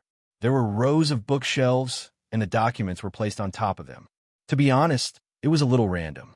Some of the documents were in modern folders, some were in old file bags, and some looked like they hadn't been touched for a long time. The scheming Yelishanda followed the lights of his master and looked at the documents. Luckily, he found what he was looking for. It was a very simple file bag, but he couldn't do anything now. He could only follow Zent obediently. When Zent murmured, "I found it," he left with him. The cold air in the basement stained Zent's clothes. When he returned to the study, he shivered. Yelishanda saw this and quickly brought the soft blanket over. "Woof! Here, put it on." As an animal, he couldn't feel how cold the weather was for humans. But Yelishanda was very sensitive to the date. He knew that he should wear more clothes in this weather. "You're even more naggy than my grandmother," Vincent said, but his hands obediently took the wool blanket and draped it over his shoulders. Warmth instantly enveloped his entire body. If it had been Dai Wei who handed him the woolen blanket, he wouldn't have accepted it. It was just that awkward. Relatively speaking, Zent was more willing to show his vulnerable side in front of his pet. Grandmother? Generally speaking, they would complain about their mother's nagging, unless Vincent spent most of his time with his grandmother instead of his mother. So Vincent was a child brought up by his grandparents? Pretending to be an obedient pet, Zent let his imagination run wild beside his master's feet. With a serious expression, he inserted the USB into the computer and read what he wanted. Vincent wasn't very clear about what Bob had done in the past. When he looked at the information carefully, he realized how evil the old man was. Don't people like him deserve to die? Zent didn't feel guilty at all. He copied the information and sent it to a suitable candidate. The other party was as young as him, or even younger. But he heard that the other party was very ruthless. If the other party found out that Bob had done something to hurt his family, he probably wouldn't let Bob go. The question was, should he send the information anonymously or report it using his real name? That was a problem. The person Vincent contacted now was much more powerful than Bob. Even if he sent it anonymously, there was a 99% chance that the other party would find out that it was him. Forget it. I'll just report it using my real name. Mr. Vincent thought to himself. What was he afraid of? The interface showed that the other party had quickly checked his email. Got it, Mr. Vincent. From Jean. It seemed that the person receiving the email was someone who didn't like to talk nonsense. At noon the next day, after lunch, Vincent heard the news that Bob was dead. He was a little surprised and held the dog in his arms in a daze. He even forgot to pet it. So fast. Mr. Vincent came back to his senses and murmured, "What a scary mafia." Dai Wei, Yelishanda, even if Vincent didn't like Bob, Bob's influence wasn't low. His death caused a huge sensation. How should he put it?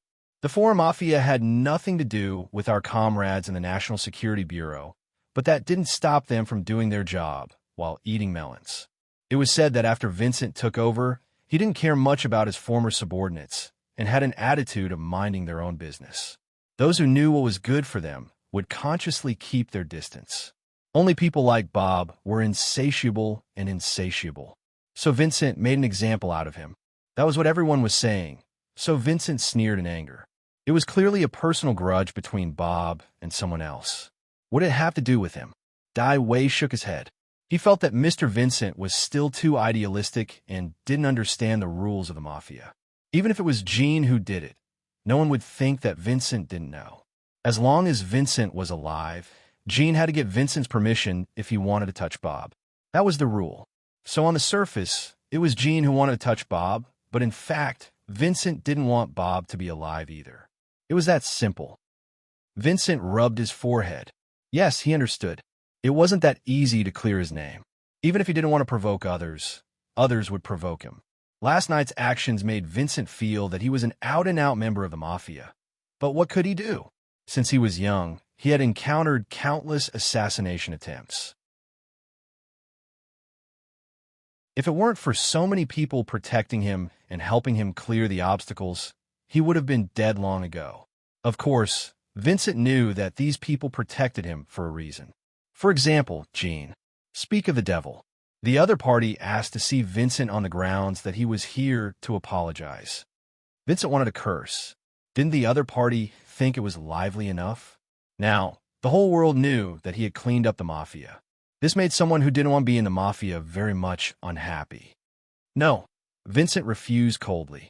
Fortunately, the other party didn't insist. He only asked Dai Wei to tell Vincent that he was sorry and should have discovered the traitor Bob earlier. In the past, Bob and Vincent had been close. Everyone thought that they had a good relationship, but no one knew that it was just Bob's little trick to intimidate others. At that time, many people were jealous, including Jean. Fortunately, there was a light at the end of the tunnel. In the end, Mr. Vincent still used a sharp knife. Jean left Vincent's manor in a good mood. He already knew that this arrogant gentleman wouldn't see him, but he still came. Using binoculars hidden in the dark, he watched the mafia's car leave with relish. The mafia overseas was really exciting. They killed each other at the slightest provocation. But this wasn't the main point. The main point was that Dan had been undercover for 3 days and 2 nights. He didn't know what the situation was like. Yu Xiao and his comrades from the National Security Bureau were still calm, but they were a little worried about Ping'an. After all, they were a couple. Noticing his instructor's gaze, Ao Daisai lifted his eyelids. He was 30% puzzled and 70% gloomy. Anyone could see that he was depressed. It's nothing. Yu Xiao touched his nose, feeling guilty. If it weren't for the need of the mission, he wouldn't want to separate Ping, Un, and Dan. Since it was nothing, Ao Daisai moved his eyes away and continued to immerse himself in his own world. In the eyes of outsiders, he was a wolf dog missing its companions. No one knew how rich Ao Daisai's heart was. Because they felt sorry for Ping'an, they weren't strict with him. They were idle for the next few days. Occasionally, they would let him leave the organization and go for a walk in the wild. The comrades from the National Security Bureau were stunned. Officer Yu Xiao, is he being let out just like that? We don't need to take care of him? Yes, Ping can take care of himself. The instructor was very proud. Hearing this, the head of the National Security Bureau immediately looked at his subordinates. His expression said, "Look, even a police dog's self-management is better than yours." His subordinates were speechless. At 1 or 2 o'clock in the evening, Ao Daisai walked along the edge of the manor and came to the place closest to Yulishanda. He tried to call him Little Bear. He still had the beef jerky he got from his instructor in his mouth. Although he knew that Little Bear wouldn't starve when he was with his target, he was used to bringing food for him. Xiao Qishi was originally in a daze. In his dream, he seemed to hear a gentle voice calling him. This voice made him feel very happy and warm all over his body. Then he woke up and tried to call out in his heart, "Ao Daisai." Still sleepy, he He suspected that he was dreaming because he missed Ao Daisai too much. Finally hearing his partner's response, Ao Daisai stopped and called out again, "Little bear." "Yes, Ao Daisai." His partner was also responding to him. The gloom in Ao Daisai's heart was swept away. He stayed at the most suitable distance and squatted there to talk to his partner. "How have you been these days?" "Plain and daily." "Qiao Qi Shi, very good. I already know where the information is. I should be able to bring it out in a few days." "You're amazing. I'll wait for you." Ao Daisai's mood improved a little. He, who was always straightforward, said, "I miss you." However, because of some things, he became less straightforward. For example, he actually wanted to see Lashanda, but for various reasons, he knew that it was better not to see her. "I miss you too. Mua, mua, mua." Qiao Qishi laid in his nest and replied. Then he talked about everything that happened around his target. There was a lot of delicious food and fun things to do. Zen was very good to him. He also wanted to talk to Ao Daisai about his troubles. "Qiao Qishi, Zen is a good person, but I'm about to steal his things and leave him. I can't imagine what will happen if he finds out the truth. After all, he relies on me quite a lot." After interacting with him day and night, he easily knew what kind of person Zent was. In fact, he couldn't bear to hurt him. Maybe he's not as weak as you think. Ao Daisai thought about it and said, "No matter how important you are, you're just a pet to humans." Qiao Qishi, that's true. Actually, Ao Daisai wanted to say, they don't love you that much. Your existence will only destroy my world. However, what he said was, "Are you sleepy? Did I wake you up just now?" Qiao Qishi was indeed woken up, but he was very happy to hear Ao Daisai's voice. He was pleasantly surprised. "Where are you now? Can I go out to see you?" Ao Daisai thought about it with a jerky in his mouth. In the end, he rejected this very tempting suggestion.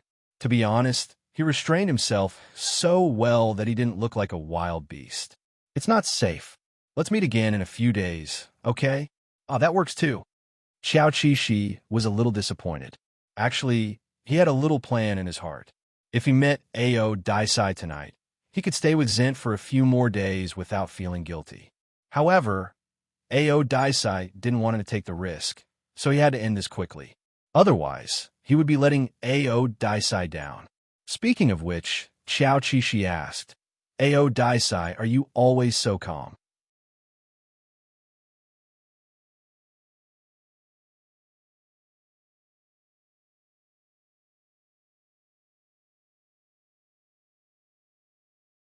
Chapter 151. An hour ago, Mr. Zent had been talking about his beloved dog at the banquet. He seemed to want everyone to know that his beloved dog was a track champion and a swimmer, but at home, it was a nagging nanny who would remind him to eat and sleep on time. When it was cold, he would worry that he would catch a cold. When he was alone in the study, he would worry that he would be lonely. He wouldn't have known if he hadn't mentioned it, but now that he mentioned it, he was shocked. In just a few days, Zent suddenly realized that his life was filled with Ylashanda's shadow. Every time he was lonely, he would look down and see the other party curled up at his feet, sleeping soundly, like a silent guardian. Sometimes it was very childish. More than once, Zent saw Yalashanda sleeping on all fours in the surveillance cameras. It was really a dog that looked smart, but was actually stupid. Sounds cute. Unknowingly, Zent was surrounded by people. He wasn't like this usually. But tonight, Mr. Zent, who had been talking about pets, was very approachable, as if he wasn't the one who had dealt with the traitor yesterday. "It is very cute." Zent finished the wine in his glass, smiled, and said that he needed to go to the bathroom. He had been toasted a lot tonight and was a little drunk. He wanted to use the bathroom as an excuse to avoid drinking and see what Yalashanda was doing. That was how Zent saw Yalashanda going in and out of the basement. The dog that he had called stupid just now stood up and opened the door with its paw. It didn't look stupid at all. Yes, how could Yalashanda be stupid? He knew everything. As a dog, he wasn't born to know everything, unless he was specially trained to do so. Zent's blood suddenly turned cold, and there was no expression on his face. The warm smile in his eyes had disappeared completely. He quietly watched Yalashanda go in with a small teddy bear in his mouth. He prayed in his heart that he wasn't looking for him, until Zint saw Yolashanda deliberately avoid the bodyguard's line of sight, as if he wanted to go out. However, the rain had stopped it in its tracks. If it wasn't for the rain, the dog would have already left with what it wanted. Vincent's heart was filled with the fury of being betrayed. Recalling the scenes of his relationship with this dog, he seemed to be laughing at him for being a brainless idiot. The worst thing was that he realized that he was still hoping for a fluke. He couldn't call his bodyguards to detain Yolashanda. Perhaps Yolashanda was hesitating not because of the rain, but because she couldn't bear to leave him. Enough! With a bang, Vincent's fist slammed into the glass. Drunk with alcohol and anger, he did not seem to feel any pain. The glass cut his arm, and the people outside immediately rushed in. "Mr. Zint, are you all right?" Actually, this kind of blood loss wasn't enough to cause him to faint. It was only because Mr. Zand had drunk too much and had too many emotional fluctuations. Sir is always like this. He was too willful. On the way back, he didn't let anyone touch him. He had a very bad temper. Dai Wei, who knew his temper well, knew that something must have happened. Their Sir was like a puffer fish. As long as the outside world affected him, he would turn into a ball and not be nice to anyone, even if he was talking and laughing just a moment ago. Dai Wei's heart ached for such a Sir. He hoped that everything could be changed. Now that the wound has been treated, why don't we let Yolashanda come over to accompany Sir? Maybe he will wake up faster this way, someone suggested. Hearing his name outside the door, Yolashanda was stunned. He had come to eavesdrop on the news and thought that if the situation went wrong, he would run away. However, he didn't expect that Zint didn't instruct anyone to guard against a traitor like him. Just because he gave me a few days of warmth? Then, Zint, you are too easy to bribe, Yolashanda thought absent-mindedly. Through Dai Wei's conversation with the others, Yolashanda pieced together the rough process of Zint's injury. It seemed that Zint got angry and hurt himself. As for the reason why Zint got angry, Dai Wei and the others didn't know. They just thought that Sir went crazy every day. However, Yolashanda knew very well that it was most likely because of him. That was why Zint would rather hurt himself than tell others that Yolashanda was a traitor and that he should be detained quickly. If only things had developed this way. Yolashanda was confident that he could escape under the siege and successfully complete the mission with the information. However, Zint didn't do that. Zint's irrational choice was as ridiculous as his refusal to leave. It seemed that Zint wasn't the only one who was sentimental about the past few days of warmth. If he didn't give his heart, how could the current situation happen? Yolashanda stood outside the door for a long time. Many things flashed past his mind. About his country, about his feelings, about his mission. First, he had feelings. Then, he had a sense of mission that he wanted to contribute. If he betrayed his feelings from the bottom of his heart, how different would he be from a machine that completed missions? Yolashanda wasn't a machine that completed missions. He was an intelligent being with flesh and blood. Even though he had changed over and over again, he couldn't tell what he was anymore. However, the core didn't change. There were many ways to complete the mission. Yolashanda felt that he couldn't build his own interests on top of other people's pain. Zint's door opened. Yolashanda walked in with the teddy bear in his mouth. He placed the teddy bear beside Zint's pillow while he curled up on the carpet in front of the bed. Zint's injury made his heart heavy. "Do you want this little bear to accompany, Sir?" Dai Wei smiled when he saw Yolashanda place the teddy bear beside Zint's pillow. Although he was worried about Sir, he had to admit that this scene was very heartwarming. Sir didn't dote on you for nothing. He kept praising you at the banquet. Those praises made Dai Wei feel that he had neglected his duty. When it came to taking care of Sir, he felt that he couldn't even compare to Yolashanda. Look, he let Sir hurt himself again tonight. Dai Wei blamed himself immensely. The pale-faced man had a high fever in the middle of the night. There was another round of panic in the mansion, which only stopped at dawn. Fortunately, this high fever came and went quickly. This was all thanks to Mr. Zint's usual attention to training his body. When he woke up, other than his body feeling weak, there weren't any major problems. He hated the feeling of having a hangover. With a groan of dissatisfaction, Zint opened his eyes. What greeted his eyes was a white little bear toy. This kind of childish thing rarely appeared on his bed. Everything changed after Yolashanda came. Now, this kind of thing could be seen everywhere in his house. There was no one in the room, only a dog lying in front of the bed. He didn't leave. This fact made Zint's eyes less gloomy. At least it seemed that he wasn't so stupid that he couldn't be saved. He swore that if he woke up and found that the silly dog and the information were missing, he would definitely dig 3 feet into the ground and take revenge. Even if his hands were stained with blood again, Zint didn't care. Zint took out the USB flash drive from the little bear toy's stomach. When he got out of bed to read it, he kicked the silly dog that was sleeping soundly. God, who sent this silly dog? The mission failed. Did you know that? Oh, well, Yolashanda screamed and woke up from her dream. Her eyes were filled with confusion. She looked to the left. What happened? Then she looked to the right. What happened? Zint felt that this scene was a little funny.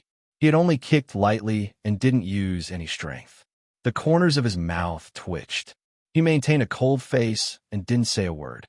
Yolashanda also noticed that Zint had stood up. He enthusiastically went over to care about Zint's injured hand. He couldn't smell fresh blood anymore. Instead, it was filled with the pungent smell of medicine and the smell of human tissue being healed. Sorry. Yolashanda squatted on the ground and looked up at Zint. Her sincere eyes were filled with apology. Zint didn't care about the dog. His lips moved. He didn't even want to say anything harsh. He didn't touch the dog anymore. He was still angry. With a cold face, Zint turned and walked out of the room. He went to the study and inserted the USB flash drive into the computer. Through the information inside, he could roughly guess who was behind Yolashanda. Sensing that Zint was very angry, Yolashanda still followed him shamelessly. Her tail wagged carefully behind her, giving her a pitiful look. Even her furry face looked so innocent. Not to mention her pair of watery eyes, which were filled with emotions, as if she wanted to express her feelings. Zint opened the information with his fingertips. When he saw that it was all in Chinese, he raised his eyebrows. Chinese? That's right. This was a set of Chinese information. They didn't even have time to translate it after getting it. This meant that it wasn't that important. Looking at the information, it was dated very long ago. It was a product from the 1980s. The latest update was 20 years ago. In other words, the organization behind Yolashanda wasn't any force in the country. It could be the entire Huan nation. In that case, Zint took back what he said about digging 3 feet into the ground. His wealth was only comparable to some small and medium-sized countries. He couldn't go against Huan nation. Huan nation was very backward in the 1980s. But today, Huan nation was a giant.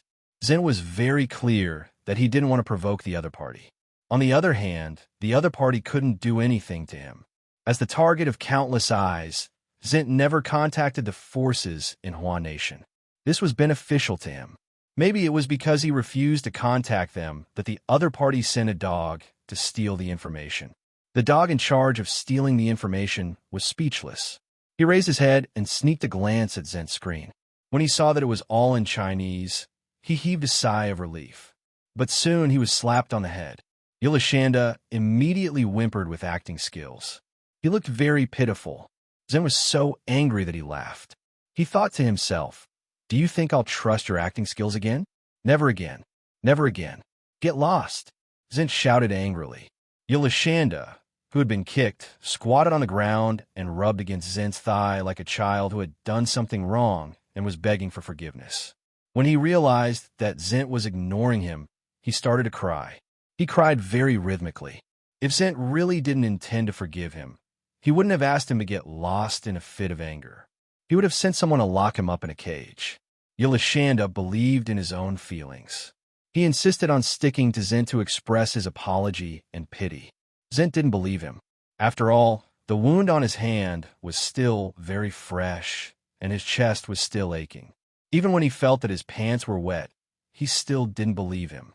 He frowned in disgust. "Don't come near me. Your saliva is on me. You despicable liar. I won't believe anything you do anymore." Once the harsh words started, it was like a machine gun that could not be stopped. Vincent continued, "Put away your flattery. I won't give you the information, and I won't let you out." As he spoke, he pulled out the USB flash drive and put it in the drawer with a lock. It was a key lock.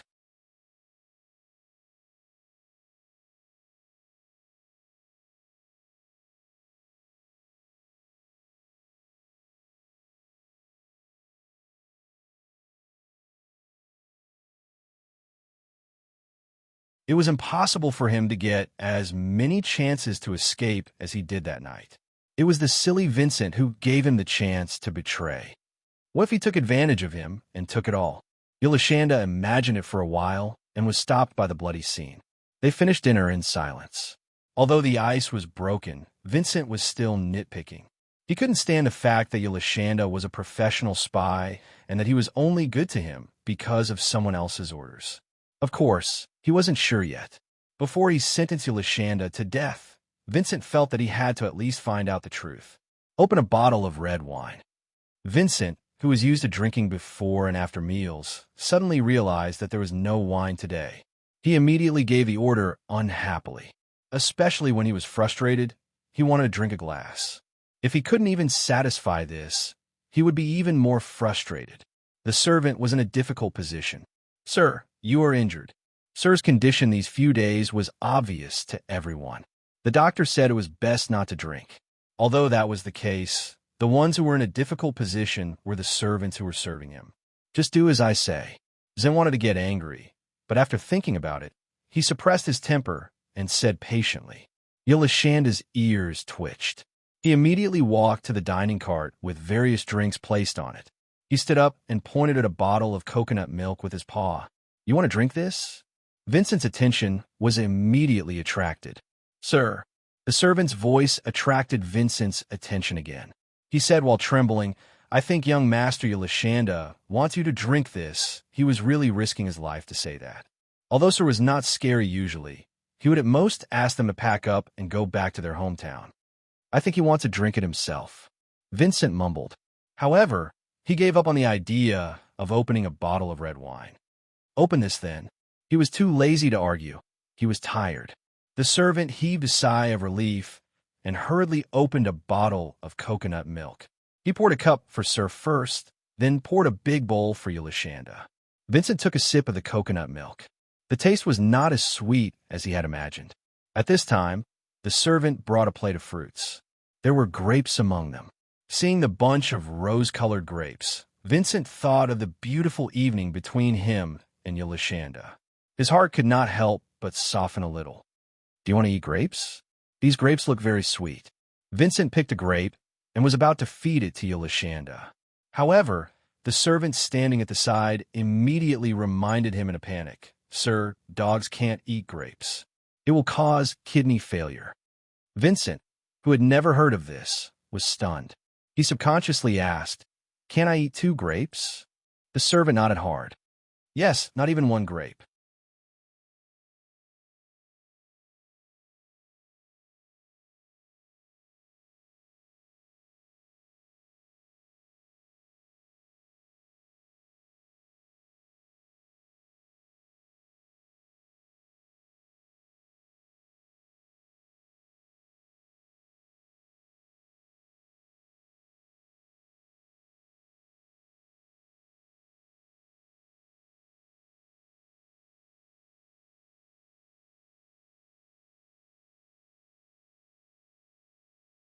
He was also tired, so he said tiredly, "Invite him to see me." Although he was unfamiliar with this rang, the others were even more unfamiliar. Receiving Zent's invitation was like a pie from the sky, filled with strawberries. Why was that? Was it because of what happened with Bob? How could Zent know that he had caused an old man to not be able to sleep well last night? He had been tossing and turning, trying to guess his thoughts. When he had found out that it was about working for Mr. Zent, Rang had readily agreed and immediately resigned from his position in the management of his family business. His departure caused his family business's stock to fall again and again, and it was a tragic sight. "Rang, if I want to climb up the social ladder, who can stop me?" The rumor was that Rang had been recognized for helping Mr. Zent get rid of Bob, so he had been given the opportunity to be Mr. Zent's confidant. How lucky. Haven't you recovered from your injuries? Rang had been present the night of the incident. He had watched as Zent had been taken out, and the glaring blood had spilled all over the ground. Yes, Zent nodded. He was always very dignified in front of his subordinates. Let's call it a day. I'll make you a cup of black tea. Rang got up and took the initiative to stop the handover. Zent said, "You can leave this to the servants." No matter what, the other party was the heir of a large family. He must have been pampered since he was young and didn't have to do any trivial housework. In any case, Zent did it himself. He had never dabbled in making black tea because there was no need. "Let me do it." Rang expressed himself without being annoying. "Although your servants are excellent, I've studied housekeeping. Maybe the black tea I make will suit your taste better." These words immediately piqued Zent's curiosity. "Why did you study housekeeping?" This was truly inconceivable. "I'm interested," Rang said. "Anyway, it's not difficult to study a major. One more certificate means one more way out." Zent was speechless. "Nonsense. You seem to be speechless, but isn't it useful today?" Rang was amused. For some reason, the other party reminded Zent of a fox in the snow. He couldn't help but look at the young man in front of him. He was tall, handsome, elegant, and had outstanding abilities. Maybe he could replace him soon. This was good. Zent planned to go to China himself after Rang took over the work. Zent didn't expect to bring Lashanda back immediately. It was impossible to take an active police dog from China. However, he could apply to adopt a retired police dog. He didn't know if he could get priority if he started lining up now. He could pay for it. Rang found that Mr. Zent was lost in thought again. Ever since he came to Zent's side, this had happened often. It was a look of longing. There was longing and sadness, as if the heartless man who left him hadn't cut off his last hope.